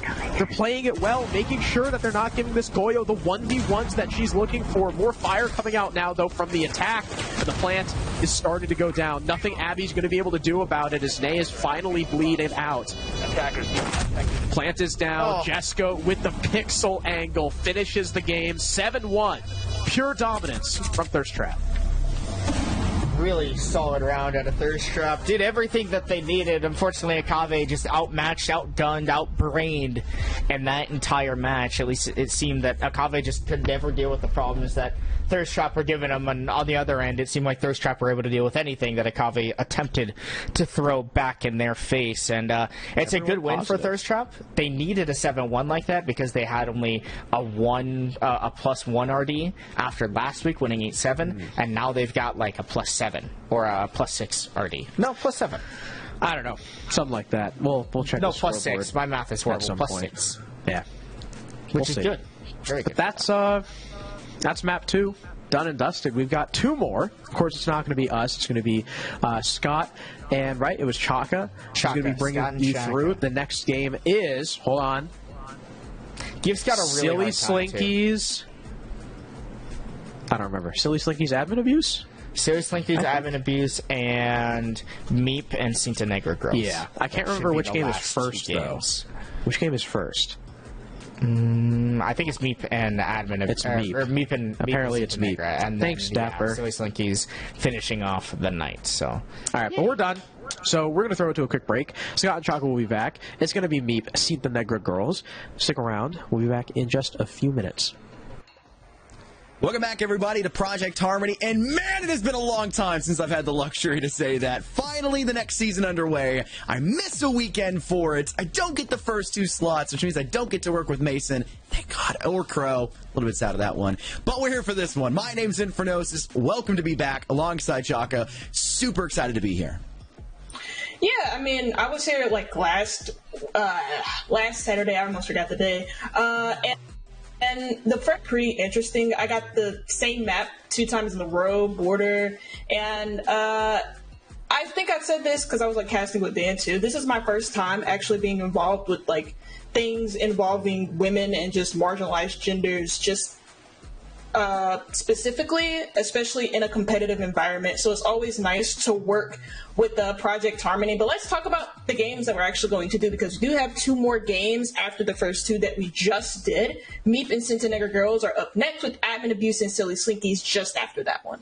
Yeah, super excited to get this one underway. We almost thought for a moment there that this Meep and Cinta Negra Girls was not going to go on and was not going to happen. But thankfully, whatever problems were arising, whatever problems were occurring have been ironed out. And we, in fact, will have this game, as well as assumedly still the 4th one on the playing board. For the standings, take a look at what we've seen. Obviously, the 4 teams that are remaining have not yet played their games today, so that they may or may not be lacking a couple points. But you'll notice where Cinta Negra Girls is, they have 1 point. They reached into OT.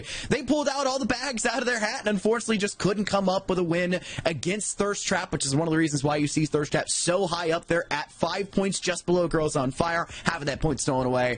And then Meep hasn't gotten anything, has not had the luxury. They faced a very solid Admin Abuse roster who also has only played 1 game and dominated that series against them, and are rightfully so sitting in 3rd place because of it. Yeah, Cinta Negra Girls, like you mentioned, had a very close game against Thirst Trap. That one finished 8-7 in Thirst Trap's favor after Thirst Trap got match point. I think they were like leading 6-4, 6-3, and Cinta Negra Girls just about brought that back to almost to win it, but it came down to like a very close round at the end of the day. Taking a look at the players between the 2 teams of Meep versus Cinta Negra Girls, and really like the only thing that kind of like separates them, because they're kind of very close in terms of like their overall statistics, is the fact that Cinta Negra Girls have a point and we do not. Yeah, there's also a whole lot more rounds played in the Cinta Negra game, right? It was had to go to OT, a 7-8 victory for the opposing side. So there's obviously going to be more kills, more deaths across the board. I am shocked that there's less plants despite that. You have extra rounds in OT. But assumedly, I would say, because I believe it was a 7-3 victory against Meep, I believe that they were probably on the defending side, or probably on the attacking side. Maybe that's why they got their 3 in that first half. And that's why they got their 3. It doesn't matter too much. It's players recognized. It's players who don't recognize. That's the great part about having a second season. You step in and you still got to be able to highlight individuals. And here's one already. Cosette, obviously one game played, 12-8 in that game with a 64% cost. No plants, not a big deal, but still a very good stat line for a series where you had to go all the way into OT. Yeah, I mean, I don't know if the operator graphic is, like, accurate if they were playing Dokkaebi a whole bunch, but, like, those are actually, like, pretty good.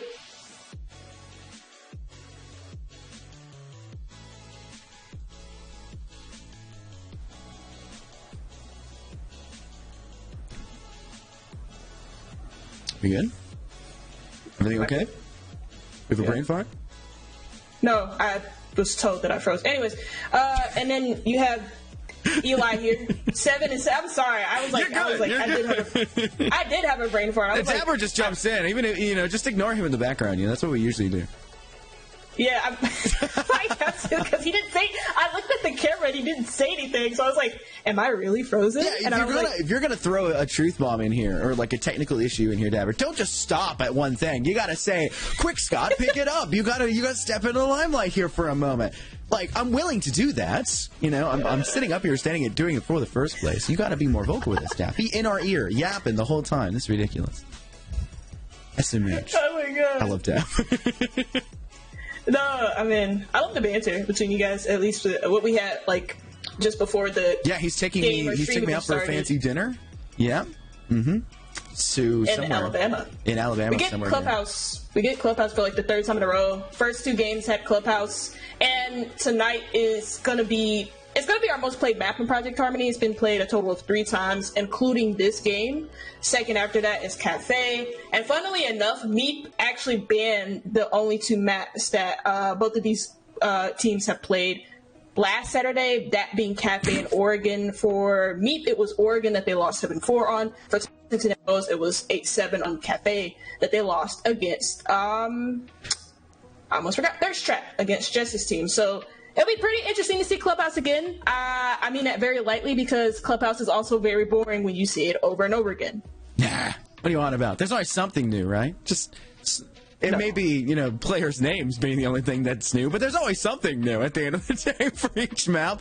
There's something to talk about. That's another thing I missed here for Project Harmony, the random stingers in the bottom left that would tell a story and a tale throughout the entirety of the series or a couple of games, and at the end of it would most likely be making fun of me and Santos by the end of it. What was the counter we had, Dap, at the end of last season it was Santos saying a certain word or saying something?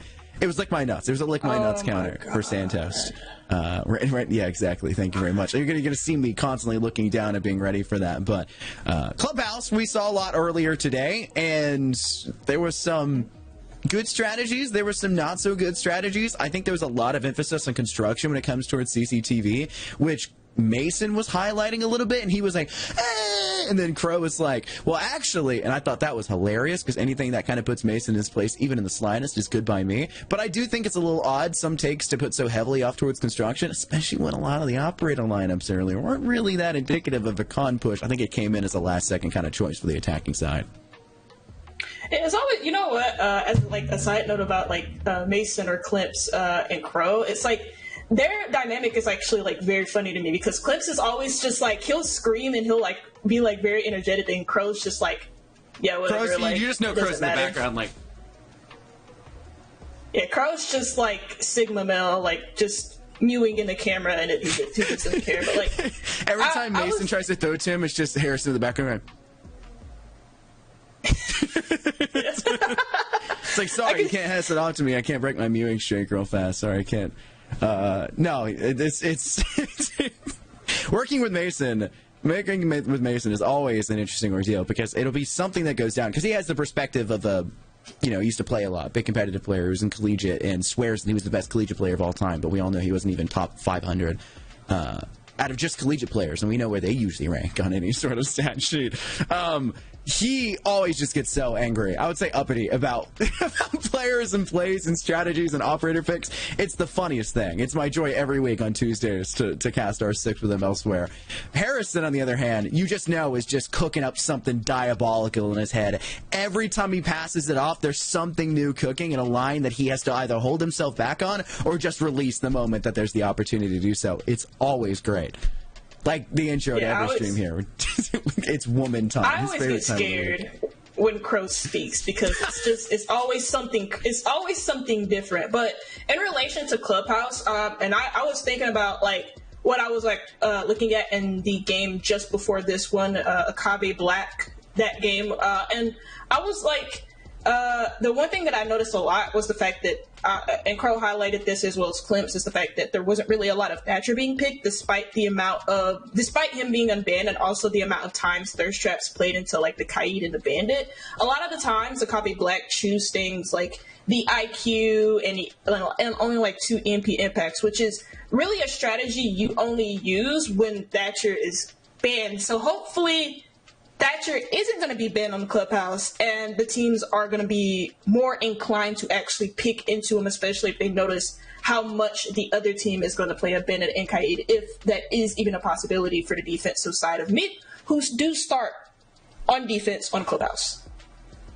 What do you think agent selection is going to be? Sorry, I got my Valorant mindset. I was watching Masters yesterday. Yeah. What do you think the operator ban phase is going to be like here? Because they've obviously seen the first 2 maps, and it's really hard to see any variation for it in the first place. But with the new update, right, the new season that dropped very recently, I feel like a lot of players, even when they've got a lot of places that they play, like collegiate players tend to play in a lot of leagues at the same time. Semi-pro players tend to try to go to as many different leagues as humanly possible to, spread their wings and get that, information themselves to sell their image, right, and have somebody try to pick them up and go to bigger and better places, things, which most do deserve to have that opportunity. But maybe not the option for a lot of the women here in the league, right? Well, there isn't as many places for them to play, which is why we're so happy to have Project Harmony here to give them the opportunity to do so.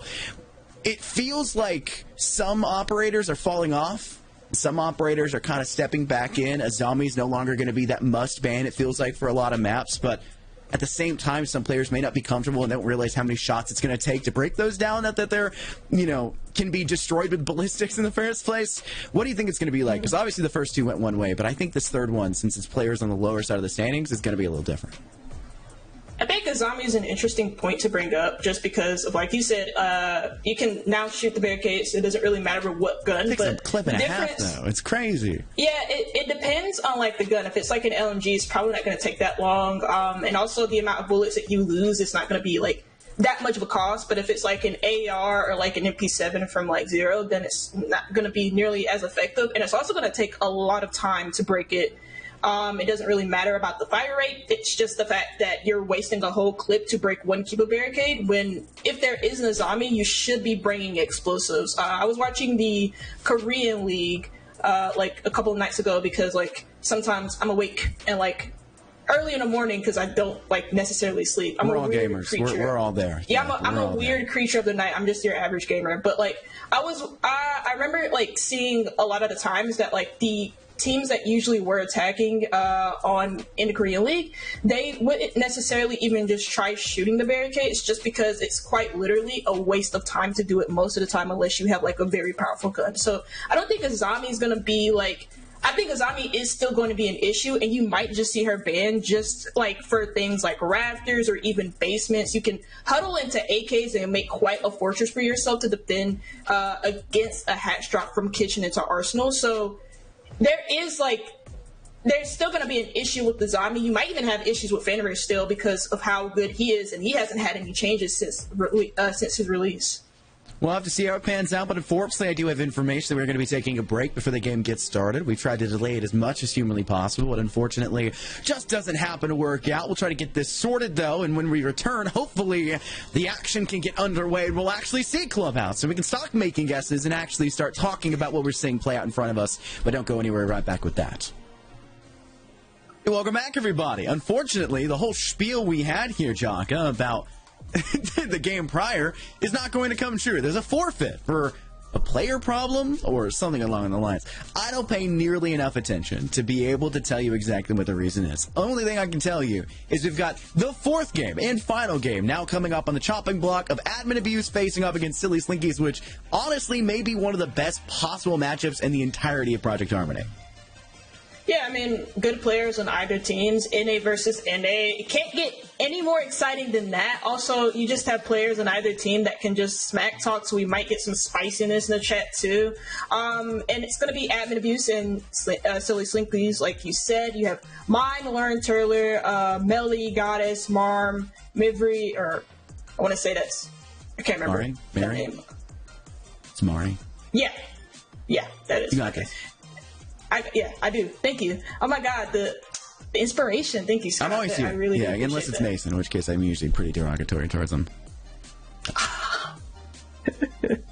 Yeah, but good players, and on the Silly Slinky side, they're all very aggressive. Lauren and Marm in particular are pretty good in getting like entry kills. Marm, even though she's traditionally more of a support player, can frag out, has the mechanical skills to back her up. But on the other side of that, you got Admin Abuse, who also have some pretty good players. You think they like match the hair colors in their logo to the players that play?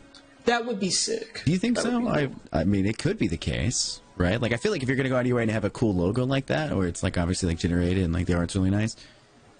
Dapper says it's AI. Still, I mean, like they don't have 9 fingers on each hand, so it very well could not be AI, right? You never know.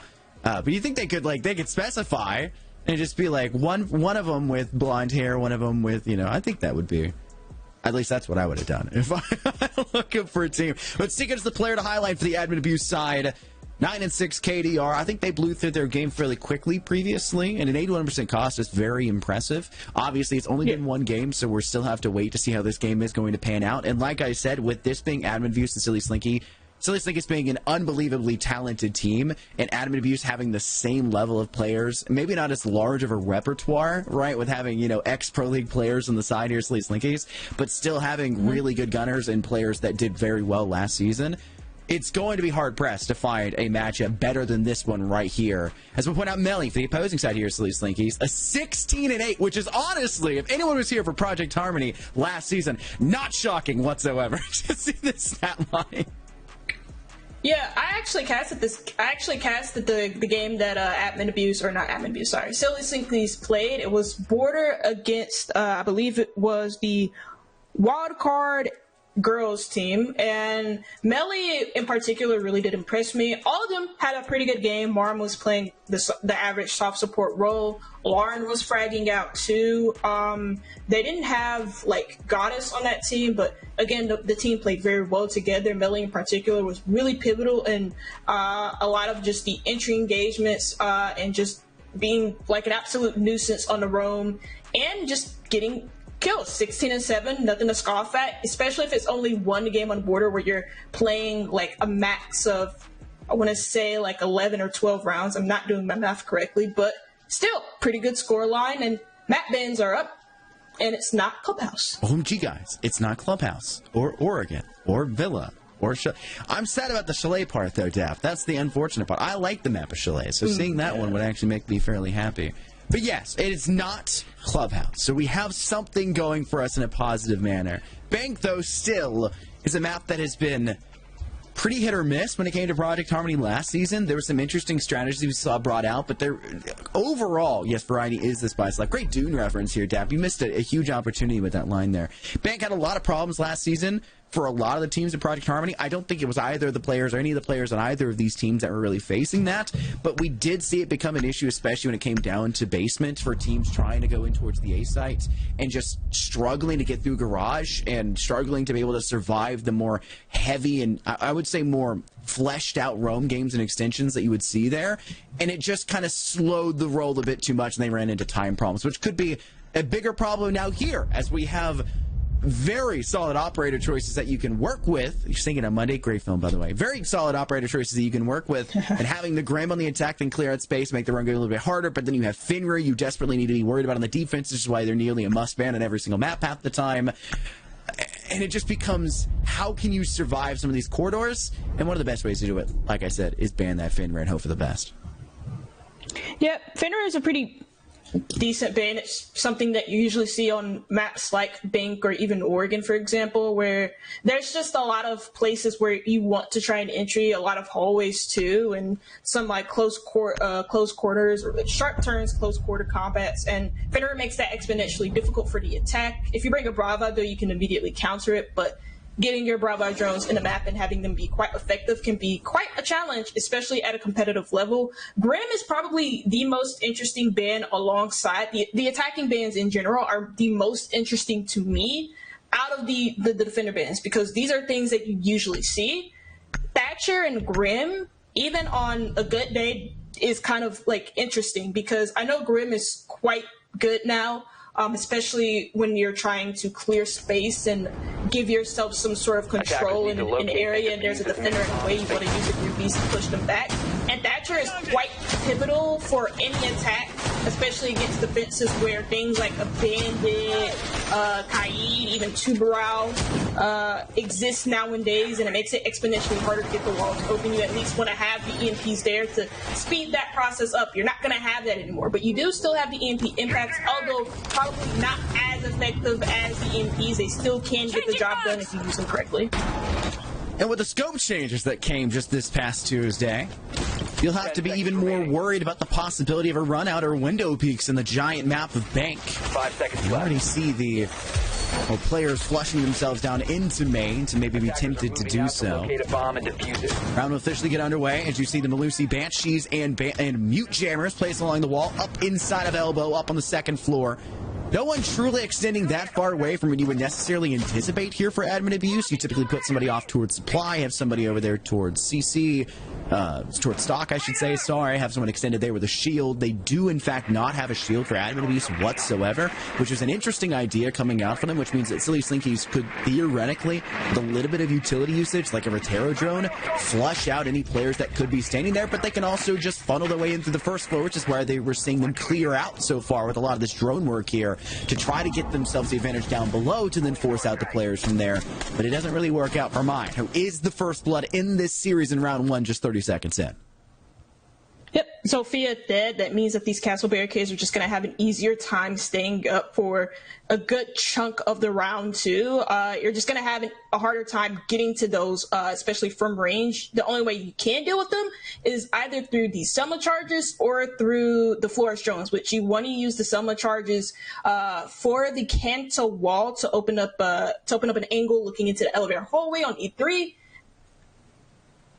And also for the Flores drones, you want to try and open up some of the soft walls and at least use them for the castle barricades. We can't see that now. Oh, we see it. Unfortunately, look around; it's right in front of us. What is there to miss?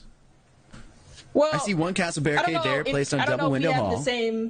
Yeah, I don't know if we now okay. I see by attackers. Now we get POV. I'm colorblind. That's and it's gone again. It wouldn't be a Project Harmony broadcast without some issues and errors everywhere, right? I think admin abuse actually do have the main advantage. So it's a 5v3. They just killed Turler. Yeah, I think because unless my eyes are deceiving me and I'm colorblind just like you, that is a black. Turler is black and he's like grayed out, or she's grayed out, so they're gone. True. But the stream is also gone. Everything's gone as of the current moment. And Silly Slinkies, they discovered the bomb site. You know, I'm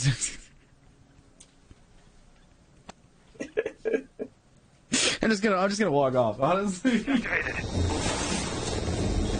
Oh wait, it's back. Yeah, it's back. Don't walk away, Scott. I'm back. I've returned. We're good for this. Oh, it's gone again. Oh, no. I'm walking off again. Tell me when it's back! It's talking to you, Dapper, because I'm not too sure. Is it back yet? Well. Oh, no. Somehow they won that round. Scott, come back. It's back. We're moving. Oh, is it good now? We're good? Oh, yeah. Second round. What do you think happened? Silly Slinkies obviously won, which meant that they came back from a 3v5. Yeah. All at the Also, back of Goddess. Okay. 3 kills. Oh my god.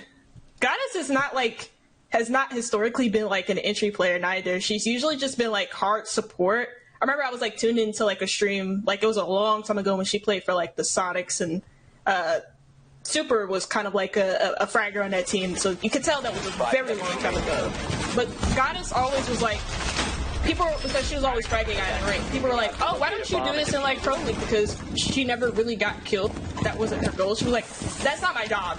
I just drone people in, I get walls open, and I get the plant down. Well, she gets 3 kills in that round, and so does Ivy, who is also a fantastic entry player in her own right. And Silly Slinkies, after losing some crucial operators early on, just get a round win. Solid. A great rundown for a round that we saw 68 seconds of at that point in time. Yeah. And a lot of gray in the process as well, which is not what it's like to be colorblind. Despite what some people think. I had somebody think that I could see through colors the other day that I was not able to see. What? Yeah, like they were okay. But you're blind. That's the complete opposite. Yeah, it's quite odd. There's the scopes coming into play here for Silly Slinkies. Turler, the Mark 14 to take down Melly, aka Basket Case, on the side of admin abuse. And that does net them a first blood, but unfortunately, as soon as they find that success, it's quickly rung back the other way by Hung, taking down Ivy with the T5 SMG. And Ryan also swings a wide corner in through stocks. Why Kato is taking the aggressive swing there, I'm not too sure, but it now puts more pressure on Hung sitting at top of staircase to hold down this hallway and try to keep back the onslaught of Silly Slinky's players when they still have to be concerned about the possibility of an elbow play up through the corner staircase. Players in through hatch from up above. Too many variables are in play right there, and more likely than not, they'll need to fall back to a better position on site. There's really not that many variables here, though, for Silly Slinkies. They don't have the E1 wall open. They don't also have lobby pressure. Somebody may rotate here from Silly Slinkies to put that pressure on to this backside push of Silly Slinkies. But for now, or for Admin Abuse, Admin Abuse just know where the push is coming from, and all they have to do is play into these long angles, simply because there's not really much pressure elsewhere. Mine is stuck in stock with really nowhere to go. Diffuser's lost in square, and you have to go through these long angles that Admin Abuse have from inside the site. So holding this corner. Hung is not giving up this apex position, as I would phrase it here, and knows that the possibility of being rushed through is here. Mine will strike quickly on a secret, but Cavi frags it back.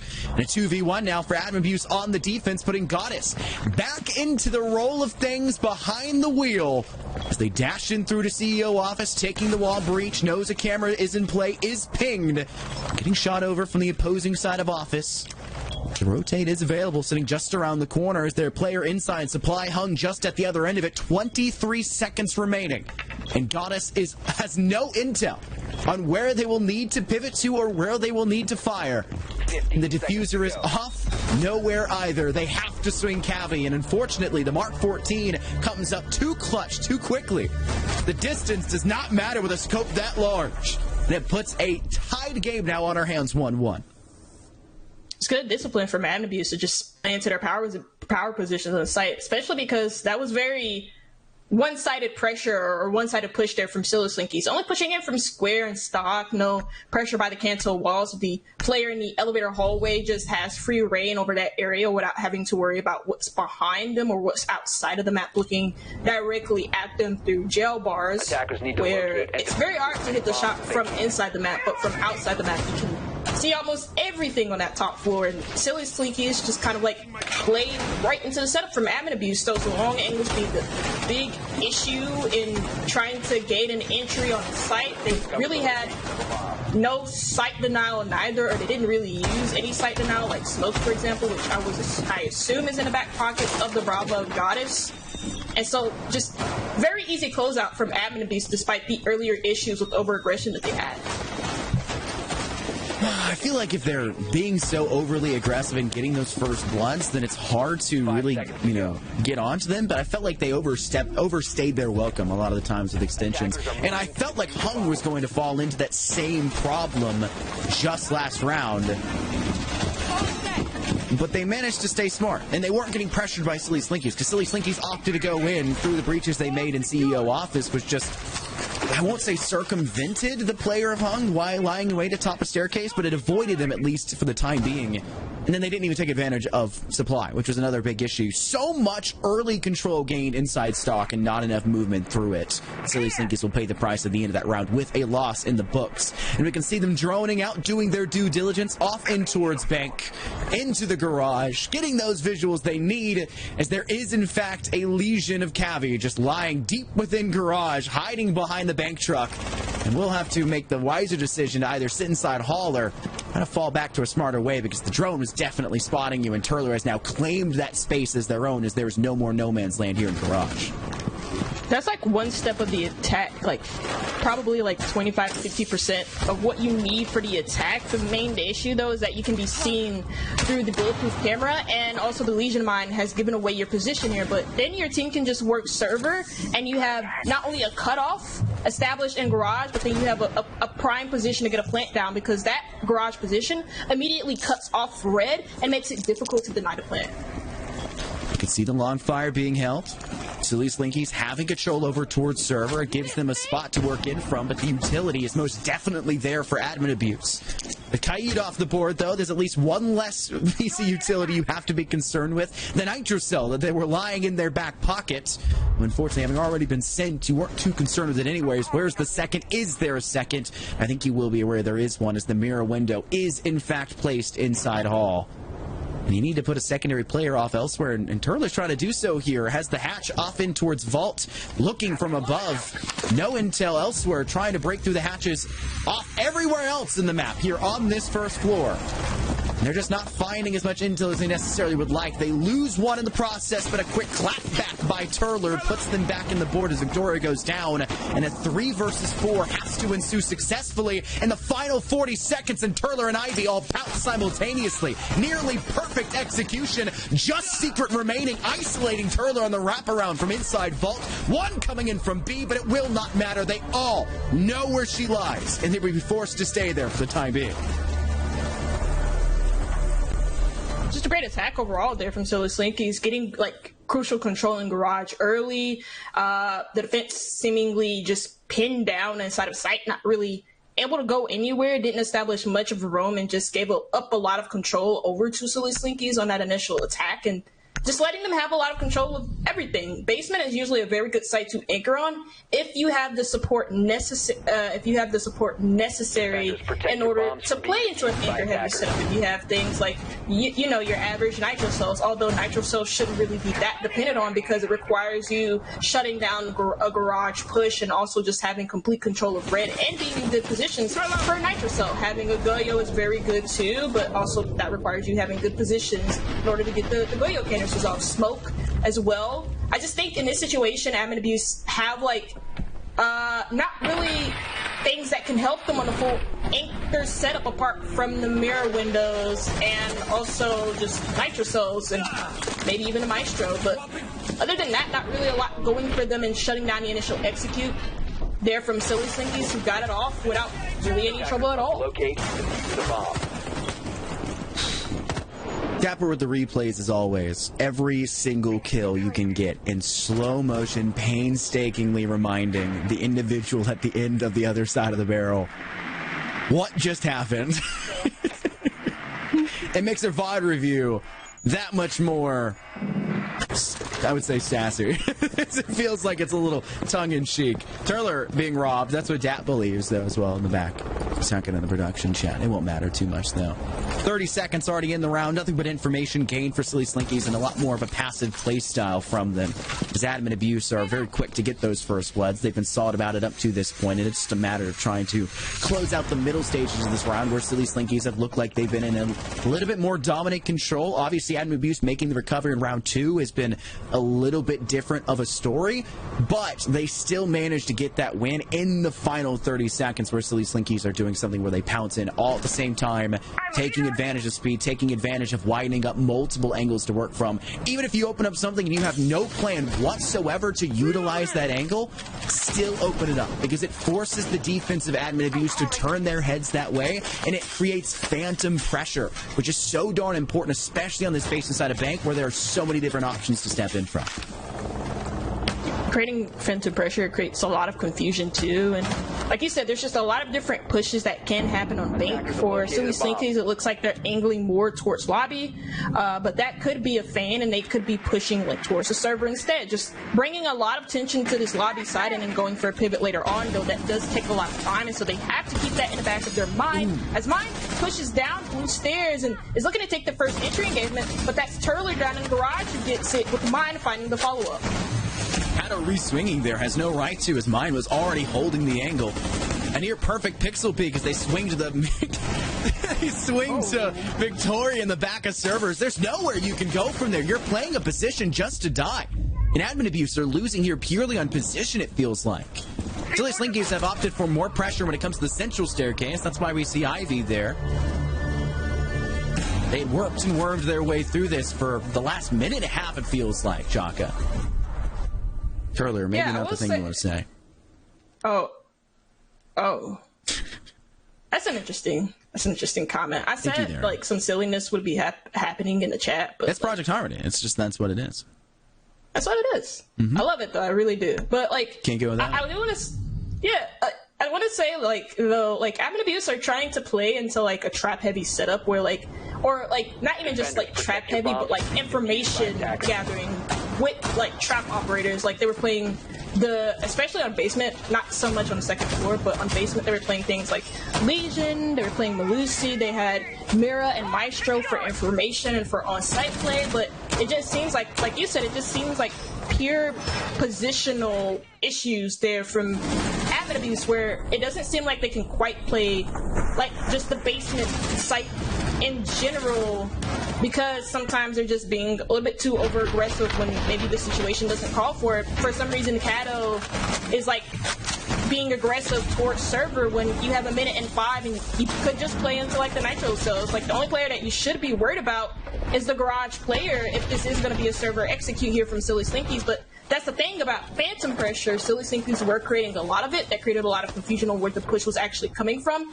And for Admin Abuse, they don't really know how to prioritize their targets in that situation. I think a lot of that round is won actually off the previous round, considering that we see Admin Abuse opt to go for the same objective twice. Silly Slinkies still go through the same prep phase, still go through the, I say prep phase, not on the attack, but the preparation phase of their attack, where they're breaking down hatches, they're trying to worm their way through, they're getting up to the point at which they want to go in for those pushes, and then they take a nearly completely different attacking setup in terms of positions where they work in from. A lot more emphasis on server, it felt like, from Blue Staircase more specifically, and Admin Abuse weren't ready for it. They tried to stack up heavy up towards server, they tried to be a little bit more aggressive in the first place. It's been too over aggressive, as we've said, and it just creates kind of this weird mindset that they can't let themselves fall into, especially for these final 2 rounds now in this first half. And Silly Slinkies have already gotten themselves a first blood. Victoria has not had the chance to even do anything here in this round. So if there was going to be an attempt at bandit tricking off that office wall, that CO wall, which should never be the case because there's windows that would deny that option in the first place, we're just trying to make use of those bandit batteries. It's not an option. You have to play elsewhere, and you have to try to climb back that kill. And they managed to do so about 35 seconds later, and they say one's not enough, let's take a second to the afterlife, as now it's both Mine and Ivy off the board. Both entry players dead, but that's also just a swing there from Basket. Wait, oh my god, did she really go for Spider-Man? Oh my lord. That's crazy from Goddess, and that is her 5th kill in the game, leading by example for Silly Slinkies. But for Admin Abuse, it's about just playing into your power positions, figuring out where the push is actually coming from, and then using your gun. So the push is coming in from squared. They're able to counter that pretty easily. Cavi finds one, Turler's dead, and then Kato finds another one with the ACOGs. You have the visibility. You have the distance. And somehow Silly Slinkies just don't have information. You have the single most impressive piece of utility in the entire game of R6, and every attacker has 2 of them in the back pocket, and I don't feel like there's enough information being gathered that was helping your initiators, helping your entries. That was your Ivy and Mine early. The first 2 to fall, might I add, for the side here at Silly Slinkies. You just don't have any more paths. They could have thrown a drone in so to watch hallway. I think they still had one in the back pockets. They weren't the other one. There's still plenty of time on the board for you. But the round is lost. That one falls finally in favor of Admin Abuse in this final round here. As we head into the final round of the first half, we'll determine whether or not Bank will fall. So a 3-3 split at halftime, or will Silly Slinkies net themselves double the stat line of Admin Abuse and put their name back on the board as we head back down to the basement where Admin Abuse have had no chance, it feels like, of any slim chance of success to get anything working for them. I wonder what the operator lineup will be for Admin Abuse in terms of, like, are they going to run the same lineup with the Legion, the Melusi, Maestro, Mira, and all of that stuff? Because I wouldn't say it seems a bit dated. Melusi does feel a bit dated. Mira isn't really dated, and Maestro got a buff like last season with them getting 3 cameras. But instead for basement, they pick a bandit. That's pretty interesting because usually for basement, bandit seems pretty irrelevant because you have to be close up to the walls to get a bandit trick down. You have a Kaid for the hatches. So I'm assuming it's just to protect the mirror windows so that they have an easier time keeping those up alongside just playing on site behind those mirror windows. Back down to the basement and Silly Slinkies.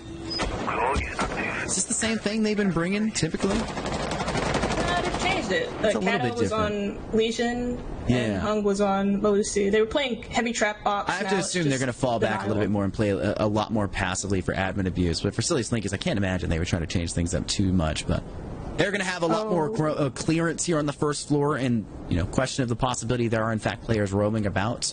More likely than not, Admin Abuse were extending up to the first floor to place down those hatches, and maybe Silly Slinkies in the process of droning in the prep phase, we're looking at it and saying maybe we do see Admin Abuse actually extend up to the first floor, which could be a great way for them to buy time and force Silly Slinkies into being incapable of swinging in the final 40 seconds like they did the first time they won this objective in round 3, or jumping in the first minute and a half like they did in round 4. Or just say, hey, they're going to do it in the first minute, and they're going to hot drop through hatch inside of elevator, 2 players deep, swinging deep towards Victoria, who's holding this angle, will lose that fight.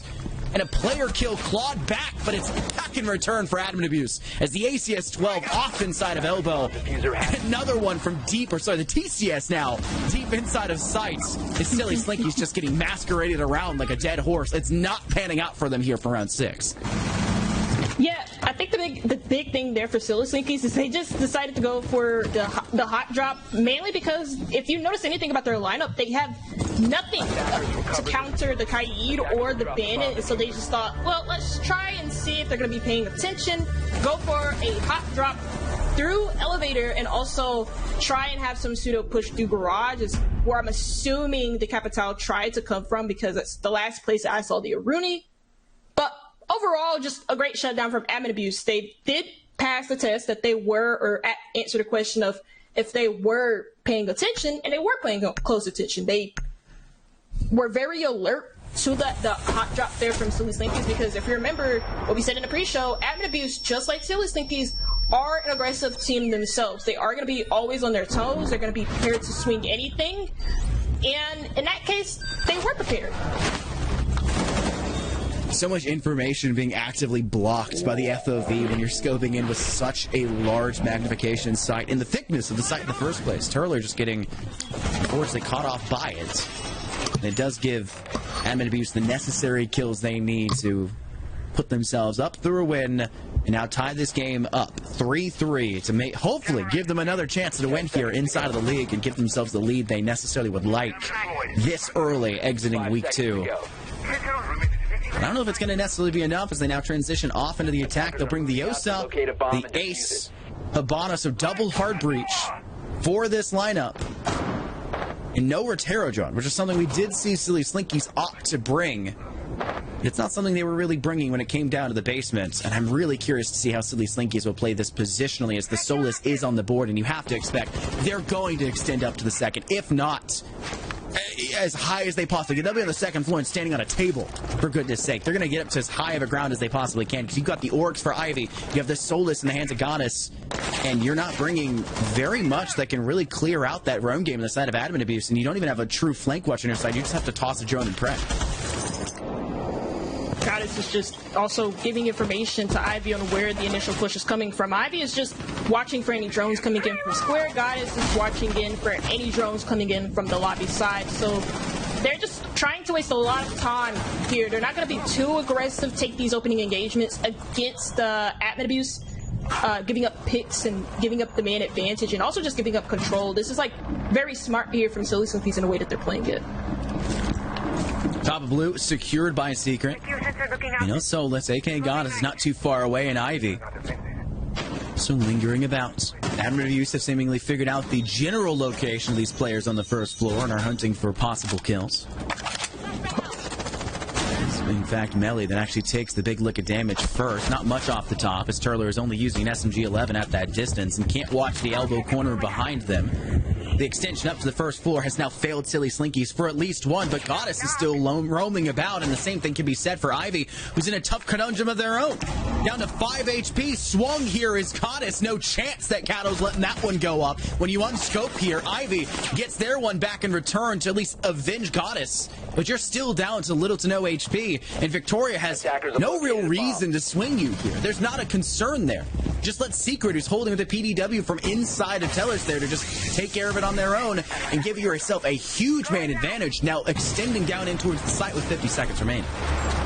Smokes used prematurely as well. You usually want to use those in the last 30 seconds, but they're having to use them right about now to delay this push, and maybe that'll give them some boost, but a lot of map control given to admin abuse. 35 seconds may not look like a lot of time, but when you only have one smoke left to counter a push and only 2 impacts in the back of mine to try and deny a plant when she's not really in prime position to do so, this is the perfect position from admin abuse. All they need to do is get this server single wall open, which they'll do because there's no counter, and they can just get a plant down. 15 seconds left. 15 seconds remaining. One impact remaining in the pocket of mine. Maybe was hunting for a chance to keep an Osis shield off the board. Will not be the case. Mori does go down. It's just mine now remaining in a 1v4. Very tough ask to ask of a single player. A lot of responsibility here. They DBNO the player of Akave, finishing them off very swiftly, making sure they at least get their pad stats. Ellie in a firefight with them as well, extending in through 2 soft walls, 2 breaches that have been created, not paying attention towards the corner, and mine will sneak away yet another frag in favor now, putting this from a 4v1 to a 2v1 and a very manageable one at that, as the impact will be tossed out to clear out any utility that may be there in the initial stance. Blue staircase being held here. Down goes the isolated player of Secret, and Hung, aka Victoria, needs to make a choice, and they'll swing it just enough to make sure they're safe as they fire. There's nowhere mine could go from there. Close call. And a 4v1 coming down to a 1v1, but still holding strong. The attack of admin abuse open up.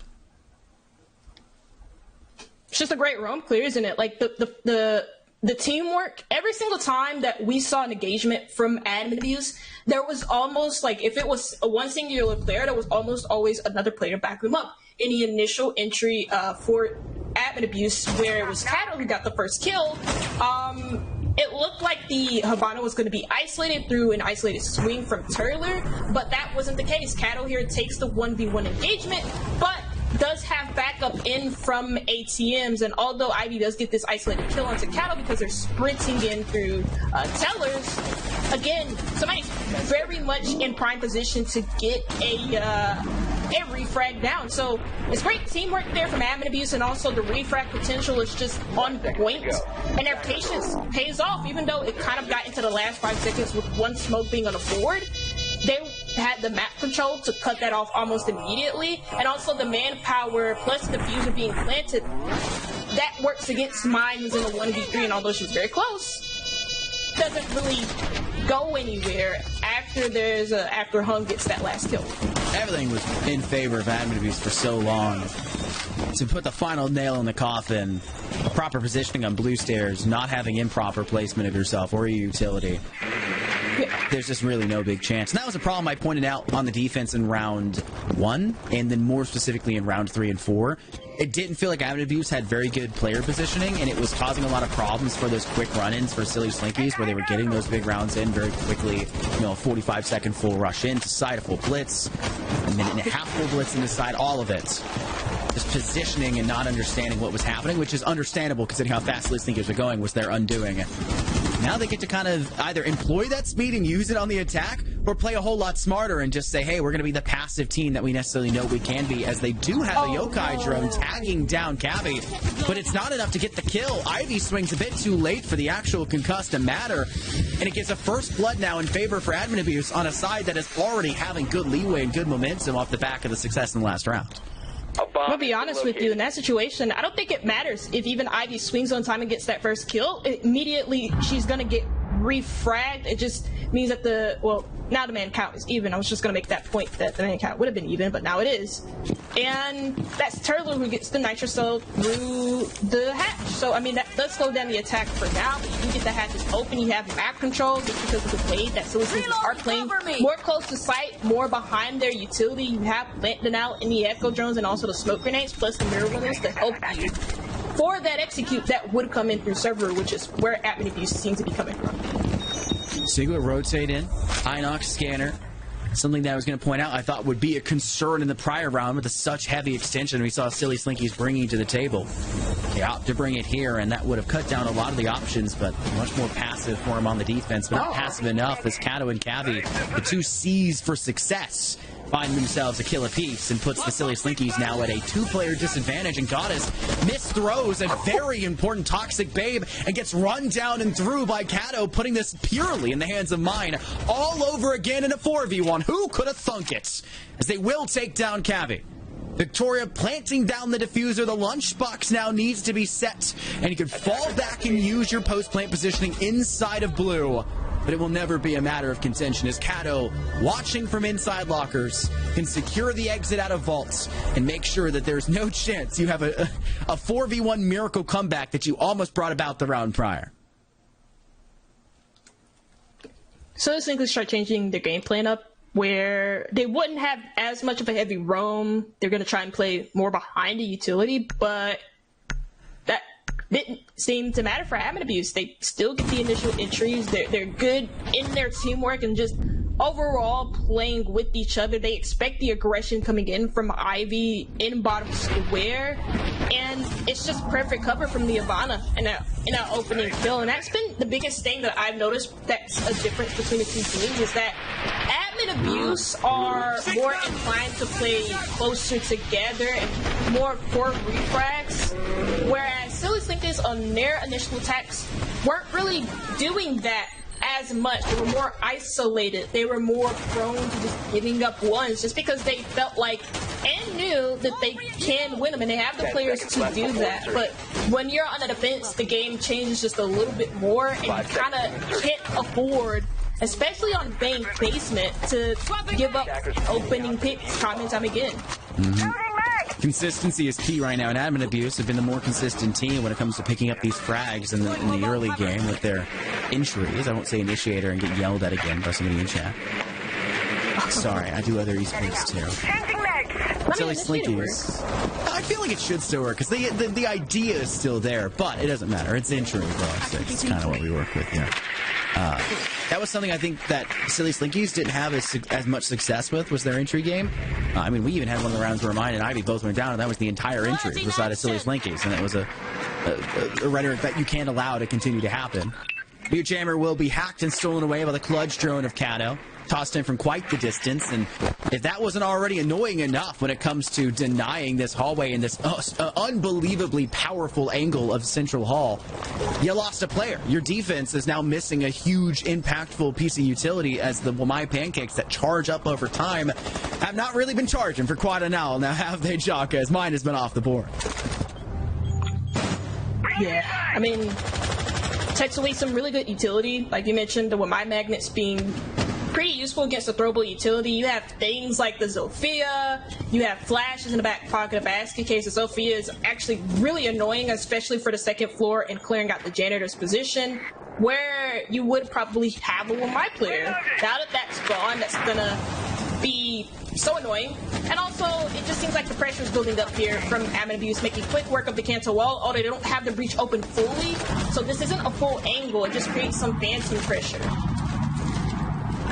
How much longer will that pressure truly last before it doesn't become, not incorporeal as a phantom, and actually becomes a very physical and ever-present threat against the defensive positions of Silly Slinkies? Turler can just kind of wade their way back at a distance to take advantage of the ACOG they've been given. Not everybody necessarily has that same exact luxury, especially when the live pings and admin abuse in general are starting to fire through these walls and have created so many just varying sight lines in towards sites that could very well cause an easier blood back in favor towards admin abuse. As Kato able to isolate Ivy inside of Elevator. Goddess, though, the TCS clapping right back quickly. A second one now to her name. Unfortunately, Melly getting a taste once again of the silly Slinkys defense puts that man advantage still in favor of admin abuse, as Goddess can't find third. DB and Odin finished off by Melly. The long fire off towards Stocks. It is just Mari. Stuck inside of Supply, caught off from the rear. It's secret to secure the victory. And you're now looking at an admin abuse team that has been dominating this second half and looks primed to just go ahead and send us on out of this. Just ready to attack together as a team again. Like, they're just playing really, like, solid as a team. I don't think I can stress that enough. And I know, like, people talk about, like, Siege being, like, an FPS before it is anything else. It's also just primarily a team game as well. And admin abuse on their attacks have just been such, like, a good team. And it's not to say that Silly Slinkys don't have the potential. It just hasn't been quite at the same level as admin abuse. And right here, like, a lot of the pressure that was building up for Silly Slinkys kind of blocks them in, and that creates them playing more passive positions, making them easier to push. And so it's just really easy. Admin abuse get good map control early and are able to build off of that almost immediately. You feel like there's maybe the concern for time for admin abuse, but Melly's position inside of Stocks that was just not capable of being held very well by Silly Slinkys because of the time and work they did to clear down that hallway wall. It can't be understated. It's way too dominant of a spot to work from, and you are not pulling out my OG 4-year-old strategy of Caviera spawn peeking. This is not a legitimate thing here, Turtle. And then you walk into the single most largest sightline room in the entire game of R6. That's not what you really want to lie. They're actually sitting inside main. They got a line ping forward here. Admin abuse are aware of that. They've got a drone there or something. Yeah, they pinged it. Oh, that's Cavi too. That's like Kato. They have that ping. The information is good there from admin abuse. They just need to find this angle. Kato did see the leg, and I don't know. I don't think she knows that she saw the leg. That's the thing. We have the advantage of having evac, which means we have wall hacks, which means we can just see the outline of the players. But they can't. So if they could, then they need to get banned. But anyways, regardless, good information early from admin abuse, and also, well, for a good first kill on the flip side from Silly Slinkys. God is back in the roam game with the Solus. No longer needs to be worried about being stationary and static on site. You can see the taking advantage here. The Capcan, sorry, not Capcan, I'm totally thinking Fuse, the cluster Jamides, raining a parade down inside on this first floor open. It's kind of the right idea for admin abuse. They know they're at that man disadvantage. They just want to flush out and clear spaces safely without having to worry about sacrificing a drone, because keep in mind, they're only left with 4 drones right now. That's not a lot of information to be had here in the remainder of the 90 seconds that are left here in this round. Any opportunities that will be given to Silly Slinkys, they are a very good team that will take advantage of it. And you have not seen this site yet. You didn't play this site. You didn't worry about it. Everything they bring here is going to be an unknown factor. And if you give them any chance for momentum, any chance to find successive rounds in a row, they're going to take it. And the added information from the Solus, so, well, if it's not obvious by the amount of noise that they're making on the top floor, you know that they're prepping for an hatch drop. Into open area, you just kind of need the necessary cover. Kato is actually having really deep in archives, and this could create like a really big issue from Silly Slinkys, especially if they're able to get the drop down. But Turler finds the kill on the top floor, and that creates even bigger issues here for admin abuse. The silent, stealthy steps of Caviera in the hands of Turler. Already showing to be a big problem for admin abuse, typically not considered to be one. Caviera more specifically. Turler most definitely should be considered a problem for a lot of teams. And this is where you're going to see it come through again. Kato not dying just yet, but almost dying to the Caviera of Turler, as well as being almost hit by the impact that would have killed. But Mind swings both, finding the line final 2, and Turler says, yep, Caviera Caballero is the right pick here. You have no clue what's going on the site because you have yet to see it a single time. And we took advantage of this, and we beat you flawlessly on this objective. And you just now got to do it on the other ones where you haven't really had the best shot of doing so far. Speaks to the one thing that I did talk about is like I feel like there is some teamwork going on here from Slinkys, and in that round they proved it. You have the Caveira, and usually Caveira is seen as a meme pig, but when you combine that with the power of the Solus, you have good information now, plus the unknown or the scary unknown with the Caveira. And in that sense, a lot of the times admin abuse would have like a big pause in the round where they're trying to get things done, and then Slinkys out of nowhere would like completely attack them for using flanks and using like a lack of information that admin abuse didn't have. Like in this case, Turler gets the flank up main stairs, and then there's a big pause for like a couple of seconds, or like I say a couple of seconds, like maybe 15 seconds, and then Turler rotates back upstairs, retakes Archives, and then gets a kill into Kato. So there is something there from Slinkys. They just need to do it for 2 more rounds. 2 more rounds is a big ask, though. Especially when the only success they've found in the entire of this first half is when they've stepped over an objective we have yet to see. They just essentially were reaching to the bottom of the barrel trying to find scraps. It's good, but it's got to be better. It can always be better. That is an interesting visual we have there of the game opening through the wall there. Great observer visual. Not sure why it does that there. Very reminiscent of Cafe. But Secret Breach in, looking through back alley. I think this is going to be another chance here for admin abuse to slowly whittle their way through. Open is, in fact, open. You know that nobody is inside a printer because you've breached that clearly. Turler still on the Caballero, looking to sneak something in their favor. Kato, not knowing that they are quite literally inches from brushing with the goddess of death.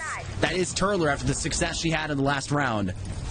There's not really an angle for Turler, and I think they're aware of that, so they will hold back and they'll stand up once they know. And this is where the run out comes. They try to go for it and go for the Intero. Honestly, Turler, why not? But they'll know. They'll secure the kill. It's good enough to get the man advantage. They're scared of a refract potential. That's one thing that You're on the other side of the map, though. It's so unlucky. Yeah, like, yeah, you just expect something to happen. Maybe you should expect somebody to be in lobby because that's how close together admin abuse have been, especially in that entry engagement. That's just like an uncharacteristic thing for Kato to just be by herself on the other side of the map, not an uncharacteristic push. Just because you want to try and work main stairs pressure, but Turler is playing the Caveira, and that seemingly has worked against admin abuse, who previously has been really good at information and working together on the roam clears. And I think that Slinkys are just going to give them this control willingly, but Turler has things to say about that. Still being an absolute nuisance on the second floor, and doesn't get immediately refragged once that player does go down from Cavi. Turler will still hide away. You have so many possibilities to be shot from. And too slow on the draw is Secret, but still good enough. The PDW has plenty of bullets in its clip, in its mag, I should say. Deploying Selma! Gives themselves clawing back into an even position in terms of man count. They'll breach through the wall now inside server. Osa's shield is down, and it's just a matter of burning away the utility that is available for Slinkys to keep them out of the objective. Mine off screen rinses through melee. Able to take down the Finka just put you in a very nice spot. Yes, I know. I am aware of this doubt. That's why I adjusted and corrected myself. My father would be very angry with me. They will not steep Victoria out of the objective just yet, but the Toxic Babe will. Very low on HP is Victoria. What can you possibly do if you're admin abuse? Are there any more Toxic Babes? There is. They need to step deep into sight and find kills or take down the smoke in any capacity. But every player that's inside of supply has no HP to do so. This round will be forfeit. It will be won entirely off the back. Mari doing everything herself, it seems, from just inside a hall. This is the one time we don't see a diversified angle inside of Garage, or a swing through elbow at all through the hatch from up above. And because of that, admin abuse have no one to cover their angle, no one to cover their rear, and all of that utility that's been left there waiting for you to come in the final 30 seconds tears you through. A couple of rounds ago, Turler has said that same thing to specifically the Bravo player of Kato, where they're like, oh, I know your game. And I wonder if it's like the same the same game of like, oh, they just entry in through the protect your bombs from being I remember that defused by one attackers. room where Turler was just sitting in for a good chunk of that round, and that really upsets me because that room. Janitor? No, Cubby by a big window. The one right next to the lobby window where where Turler was like hiding. She was hiding behind the couches or beside them. Side lobby? What's the name of that? I actually don't know either. Lawyer? That's what I'm being told for the observer, who would know more than us. Lawyer. Yeah, so Thanks.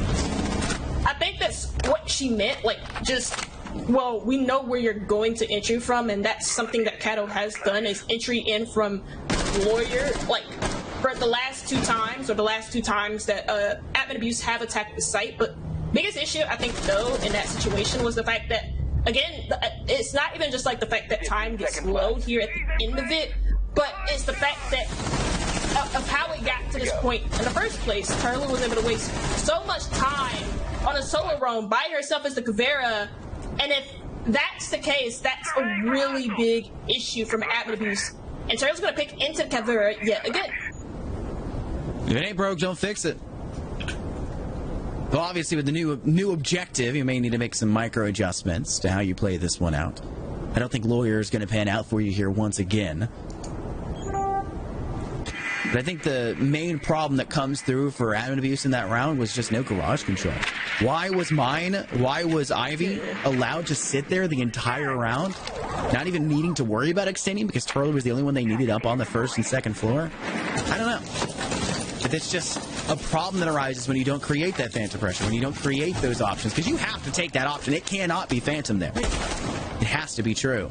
And now we've got soft walls and staff that lead directly into square, where your objective is just 1 meter away from. Again? On the same player, and it's a follow-up from Goddess? And they pick Archives and Tellers? What is this round? We might just be going into OT. Like, what is going on? I think we are going to go to OT at this rate. Admin abuse just have no answers to what silly Slinkys are bringing to the table. You start this half perfectly. You drop in 3 rounds in a row to reach match and series point, and since then have been silenced. Not even finding any success in the first blood department. Not finding any success in just staying alive. Not even a matter of first bloods. You can make up for a first blood loss. But the rest of the team just is not finding any sort of angle to work with. You get one if you're the name is secret. The second one will elude you as Mine uses the scope to their advantage. Down you go. 2 versus 4 now. You have to get 2 apiece, and you're still... Forget the joke in here for Hung's name. You're hung up on the fact that you're all working in from the same angle. It can't be so simple. But you already know square failed, so you're heading elsewhere, and you're going to head to lobby to do so, which is the wisest choice here, as Melly does, in fact, get a kill to drop this through a 3v2. Loading new mag! I want to say admin abuse just not really doing what needs to be done, and that's like such a simple thing to say, but like what was working for them in the opening rounds on their attack that changed is the fact that they're just not really working well together as a team. The information was so good in those early rounds in the attack, and it's just not being used. They just think that they have this free control because Slinkys is giving it up to them, and they're just getting mollywopped by a Kavera on the top floor who's by herself. She's done that before, and now it's Hung, Victoria, and the last player alive in a 1v3, and it's Lauren to find that closer and send us to OT after picking an Archives and Tellers site. Something that you don't do at all. Doesn't matter what the circumstances are. You never do that on the bank. Pick that site, and they do it, and they win it convincingly. I said this is going to be possibly one of the best games we have in Project Harmony. A team as accoladed as Silly Slinkys is, and a team as dominant as admin abuse can and is. OT now, guaranteed on our very first game. It's the only game we'll technically see if you really want to be super specific, because it's all BO1s, but an OT in this was exactly what you're asking for when they face off against each other like this. You want to see it go all the way. You want to see it be a full battle.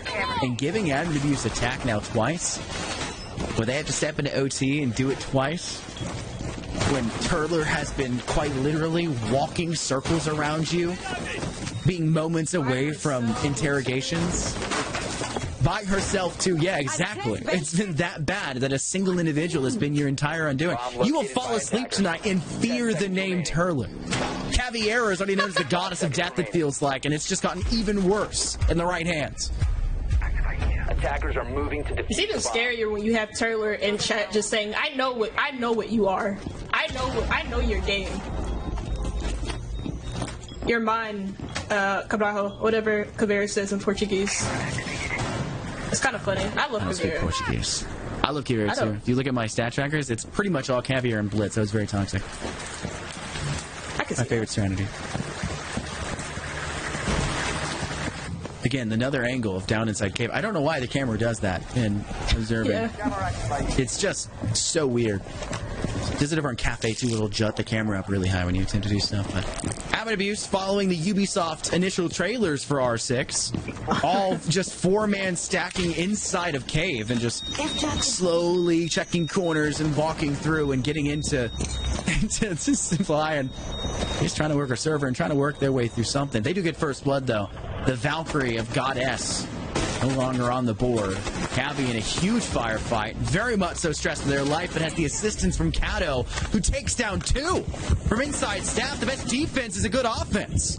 And taking down 2 players to now sing possibly the only chance you guys have had to get an attacking round win since the last 3 rounds. It's perfect. What more can you ask from Kato, who drives this team forward to success to take the first round of OT? Trying to go for that same strategy of just like, well, giving up space just really easily there from Silly Slinkies and then trying to explode on that and thinking it's going to work for a 3rd time in a row, but Admin Abuse are very much wise to it. That's happened to them now for the last 3 rounds in a row that they were on match point where Turler or Goddess or Ivy or Lawrence, it's also Ivy, they just try and explode or they try and like retake space back, but Admin Abuse are very much wise to that. So it's just like really good drone work, but also adjustments, even though it comes very later on. It also gets you into match point in OT, and you can't really ask for a better start than that. Almost a flawless round, too. Can Admin Abuse now recover back onto the defense and a side they have not seen now in 7 rounds to find themselves a victory against the Silly Slinkies in OT without needing all 3 rounds to do so? I think the answer very well could be yes. Keep in mind, they ended that first half getting dominated in the first part of it, in the first 3 rounds by Silly Slinkies, arguably first 4. A 3-1 split at the time. 5 seconds left. And then they made the comeback for the final 2 in very good fashion, ending flawlessly as well, might I add, for that 6th round. I think they have the momentum. Everything's been panning out for them. The Silly Slinkies, there's also a team that has momentum on their side. They did the defense. They did the dirty work to recover in the last 3 rounds leading into OT. They had to make that recovery and did so well. And then just get caught off guard by the very aggressiveness from Admin Abuse, which I think was the one strategy we really didn't see them opt to use, unlike with Silly Slinkies on the attack, where we saw them try to run in very quickly in rounds 5. They tried to take the hatch drop into basement and try to be hyper aggressive. Just overextended their welcome, it would seem. This time at least Silly Slinkies on the CEO 2nd floor are going to try and get the cancel wall open, put a little bit of pressure onto the elevator hall, while also going up for square. Usually teams don't necessarily go for square takes, or at least the teams I watch, just because square takes are just kind of awkward, especially with a lot of the long angles that exist inside of sight. So mainly they just have to try and get the cancel wall open first, but that's banded it. It's not going to be actively tricked, I'm assuming. It might just be if there isn't lobby pressure. But you have to deal with bandit batteries. And from range, Silly Slinkies don't have anything to deal with those bandit batteries. So they might just have to change up their push to go through stop or through square. Drones are here, at least information for Silly Slinkies, and you have to be quick with it. You know, there's a player up inside a small office. You have to be very careful of the information being given. The Z-ping is there. Do they know? They go for the shots, and somehow Secret survives that. The ping not being an exact placement, exact representation of where the head is, which you desperately need to do. The PDW, not a very big caliber weapon here, Chaka. It's a 9mm SMG. And that thing shoots BB pellets, it feels like half the time. 9mm is definitely not an accurate representation of what that gun fires. And admin abuse still at that man disadvantage, but they keep Secret alive, which arguably the most important thing with that Nitro Cell in the final few moments here as we enter in the final 50 seconds. Swapping match. Have to be very careful of a lobby take. 2 kills ring out, but still Slinkys have that mid advantage. It's just about trying to create a situation on site. I'm not too sure if they got the square wall open leading directly into CEO, but they do have a lot of space gained regardless of that fact. The wall is already open for them. Ivy has soda machine control, Goddess is on marble, you have somebody on the windows too with the diffuser, and admin abuse are just falling around at the seams. Only basket case left alive, and they just die almost immediately, and almost as soon as the first round ended in OT, admin abuse, or silly Slinkies rather, get around back, and they themselves are on a OT match point, just the same as admin abuse. And now admin abuse are lacking the surprise factor that was arguably the biggest point of success for them in the first round of OT, that much quicker style of play, the much more willing to initiate style of play, especially from Kato, who swung inside of Kitchen, taking 2, and then finding obviously the crossfire across through sight to get the 3rd. That's no longer going to be as viable of an option. That's something that is really not on count. That was a really good question, actually. To be fair, actually, Goyo is the only defender that has an ACOG on every single one of their guns. Oh, yeah. The only defender that has an ACOG on every gun. The Vector getting that is unbelievable. He had, you know what? Fair enough. Turtle's not going to play it, but, like, fair enough. He had the 1.5. When it was like pretty decent, which was just like the season ago. I mean, decent. Best scope in the game. Best scope in the game. Still a crutch, but it was a crutch. Not anymore. It was. I use that thing on Goyo all the time, but like that's really like the only thing that 5 seconds left. I would say that's the only thing that like I think it makes sense for Goyo to have them, just because locate and defuse a bomb. You need to be in a really good position to get the Goyo canisters off, and you also need to be able to see them properly. And with the 2.5s or the ACOGs now, you see those properly if you are in a good position to do so. You can ignite them from range, whereas with the one-time scope, that's quite difficult to do, especially with how like fat the center dot is for like something like the hollows. I can't stand the hollows. It's great decision making by Ubisoft to force us into, different scopes and try to figure them out. But when the hollow is too thick, when the actual reticle is too thick, it becomes a problem, and that's unfortunately what it is. I think Hollow C is the new good one that everyone's been using. Not too sure. Yeah. Doesn't matter too much. You got to be good enough to actually get those shots off. And right now, admin abuse have prepped themselves up pretty well off towards server. 3 players worked in through cave, now have control over here. Secret was waiting for the Selmas to go off to breach through the small wall leading into server. And we'll now send out some utility to burn away those Ramai magnets. And the fire continues to burn forward. They're trying to reset the Aruna gates. And they're also now readily aware of the fact there is another Goyo canister, Vulcan canister there. And it's just a matter of time until it will be detonated, and there it is, falling off the board. And this is just perfect time to be bought when admin abuse were very aware they lost entirely off the back of the smoke, the toxic babes in the final 45 seconds. Previously is Goddess. What? With the scope, pulling it out. That's the gun I want to see, baby. Revolver that slept on since the Deimos release. He gets first blood here in this final round. I gotta see. Admin abuse aren't really building up pressure anywhere else. No marble stairs pressure, no garage pressure. They've done this quite a few times where it's just been like one-sided pressure through server. They're gonna try and finally get some hatch pressure going in, but like what can the Gridlock do from this position besides throw some things down there and then just dive through the smoke grenade? No nades, nothing to delay time or even to move the smoke away so that you can have an easier time planting. And Hung is just, or Victoria's just sitting here. Can she plant? Probably not. There's nowhere to go. There's toxic babes. You're trying to buy them out. You're trying to bait any utility out in your way, but Fire's holding strong.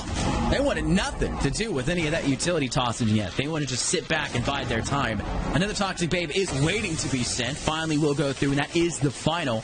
But you still have 2 impacts to put more damage off across the board and a nitro cell that you can send. And the question will be, do you send the impacts first or the nitro? The nitro's already in a hand waiting. You could force them back even smarter by using the impacts now rather than later. An attempted step in for Victoria is rinsed by the Vector from Turler. No chance that Melee gets 4 here in the final 10 seconds. They don't start to move now, and they just a little bit too slow in the process. Ivy holding direct door. Save the KD, it seems, for Melee. Zafika LMG meta comes through. They're not saving the KD. It's the 1.5. The new replacement for the 1.5, I should say. It gives you that visible distance you want to work with. And a kill to give yourself the victory at the end of the day. 8-7. You get a point at least. Admin abuse. But the silly Slinkys defensively showed themselves to be a powerhouse. Both teams came into the game with a win each, both in regulation, 3 points between the two, and now separated only by, I want to say, now it's going to be like 1 point because it's like 5 for Silly Slinkies and also now 4 for admin abuse. So overall, just a pretty good game to watch. I think the biggest issue, though, from admin abuse came after they got match point. It seemed like they just stopped doing a lot of the things that worked for them on their attacks, or they were very consistent in like doing the same type of pushes and where they would just do like the server takes and like the hatch openings and getting map control without really much variation or phantom pressure elsewhere. And that kind of just bit them in the butt at the end of the day, where especially in that last attack, they didn't really have any answer to like what was happening around red, especially with the smoke grenades delaying a lot of time. And even though they did get that easy map control and servers, just because Silly Slinkies gave that to them, they weren't really able to do much else with it. They couldn't even set themselves up properly for a plant because the planters just got shut down every time they tried. I'll do a Mason impersonation here. Like raise my voice a little bit to do so. Why are you putting 3 players in servers? It just doesn't make sense here, right? If you're going on the attack and you're pushing into servers, you can't have 3 players. You can't do it. 2 players is fine. Yeah. 3 players initially is okay. That's how you get control of that space in the first place. But then you need that 3rd player to move off. You need the 2nd player to be stacked up on blue stairs to watch for a flank as well. And then you're starting to get the utility. You're starting to throw out the Selmas to break down the wall. You're starting to try and clear out the utility and spot it out using your drones to get the Vulcan canisters. But the other players need to be working in and diversifying angles. And there was none of that in that final round. And it was the same problem that occurred the last time they faced that one on the attack. And we did see in the last round, not this last round here, but the one they had previously, round 11, I think it was. Or maybe in round 12. Yeah, it was round 12, the one that guaranteed OT. We did see a player drop through hatch to try to get control over off towards hall. But you're in Mossberging distance at that point, and you've yeed your last haw. It's not happening, right? The bell is tolling midnight. You're not surviving a Mossberg at that distance. You need to play from within garage. And I just saw nothing out of them. And when it comes to garage, they didn't really want to peek it. They didn't want to have to worry about that distance. Maybe trying to respect the scopes now and the weapons in hand, because they are a very effective team with that weapon and with the guns at play. But I don't know.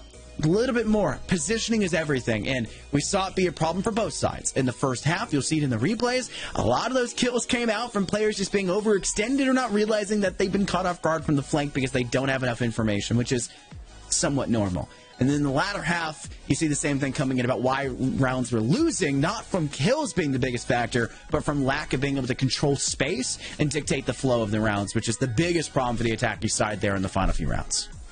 Yep, it's a good game though from Silly Slinkies. They recognize like their winning conditions, especially when they got pushed onto like match point for admin abuse, where they're like, well, these guys aren't really, you just have like one player entering by themselves over by lawyer a lot of the time, so let's put Turler on a Kavera and let's have them or have her lurk over in those areas and then just try and waste more time on the roam, which admin abuse, after like they got to match point, they just seem to like stop droning and working together as much. They seemed like a little bit more isolated, which is very funny because, like, again, they were just doing like one-sided pushes with, again, no variation or phantom pressure elsewhere. And I think I said this like about like the gridlock rotating up on the open area hatch.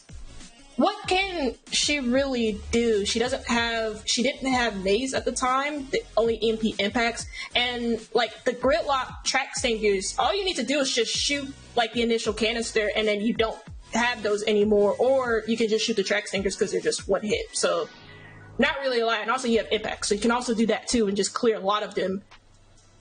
And you got to think about in one area. You got to think about another hatch, right? You got to move to a different hatch. Move to the hatch over inside open.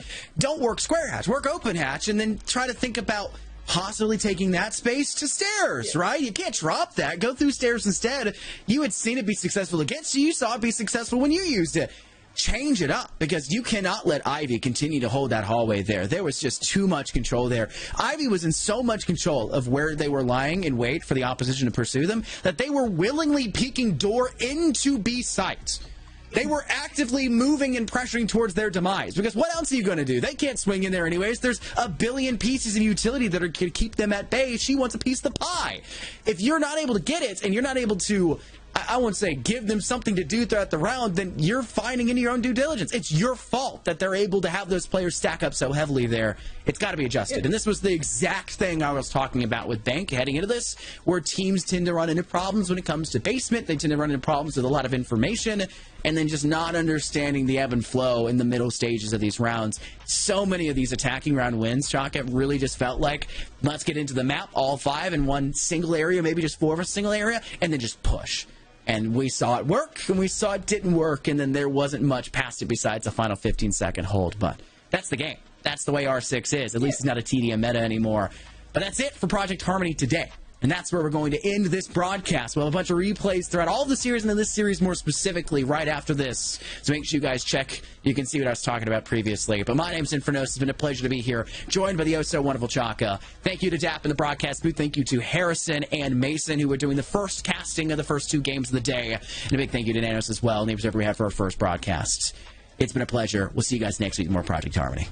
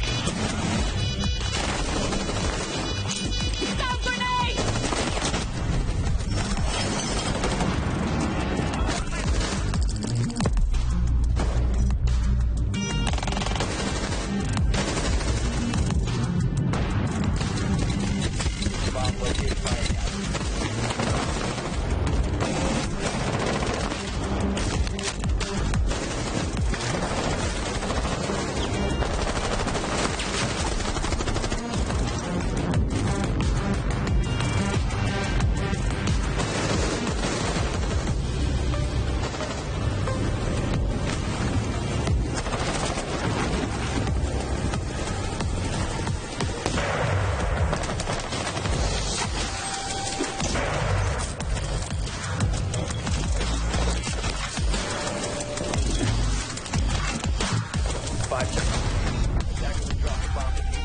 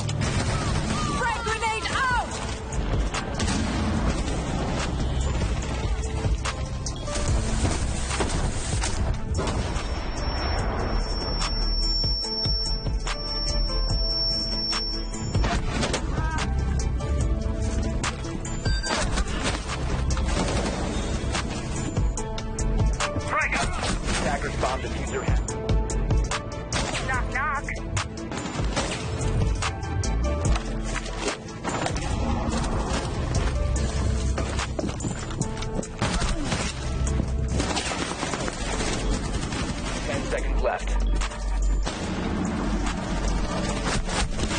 5 seconds to go. Attackers are activating the diffuser.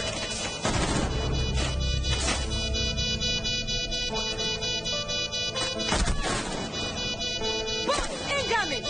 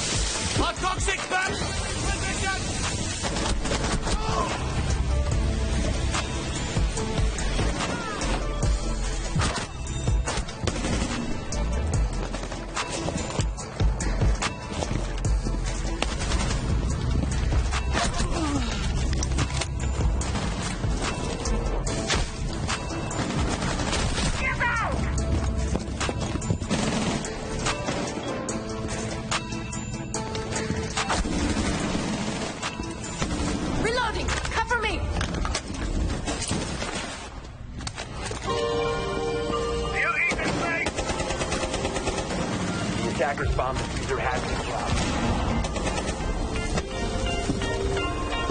15 seconds left.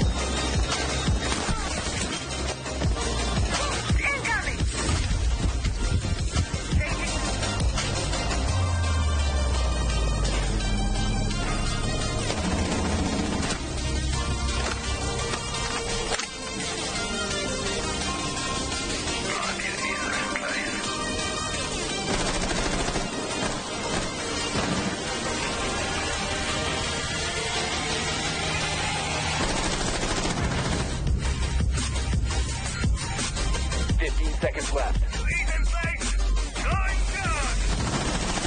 10 seconds to go.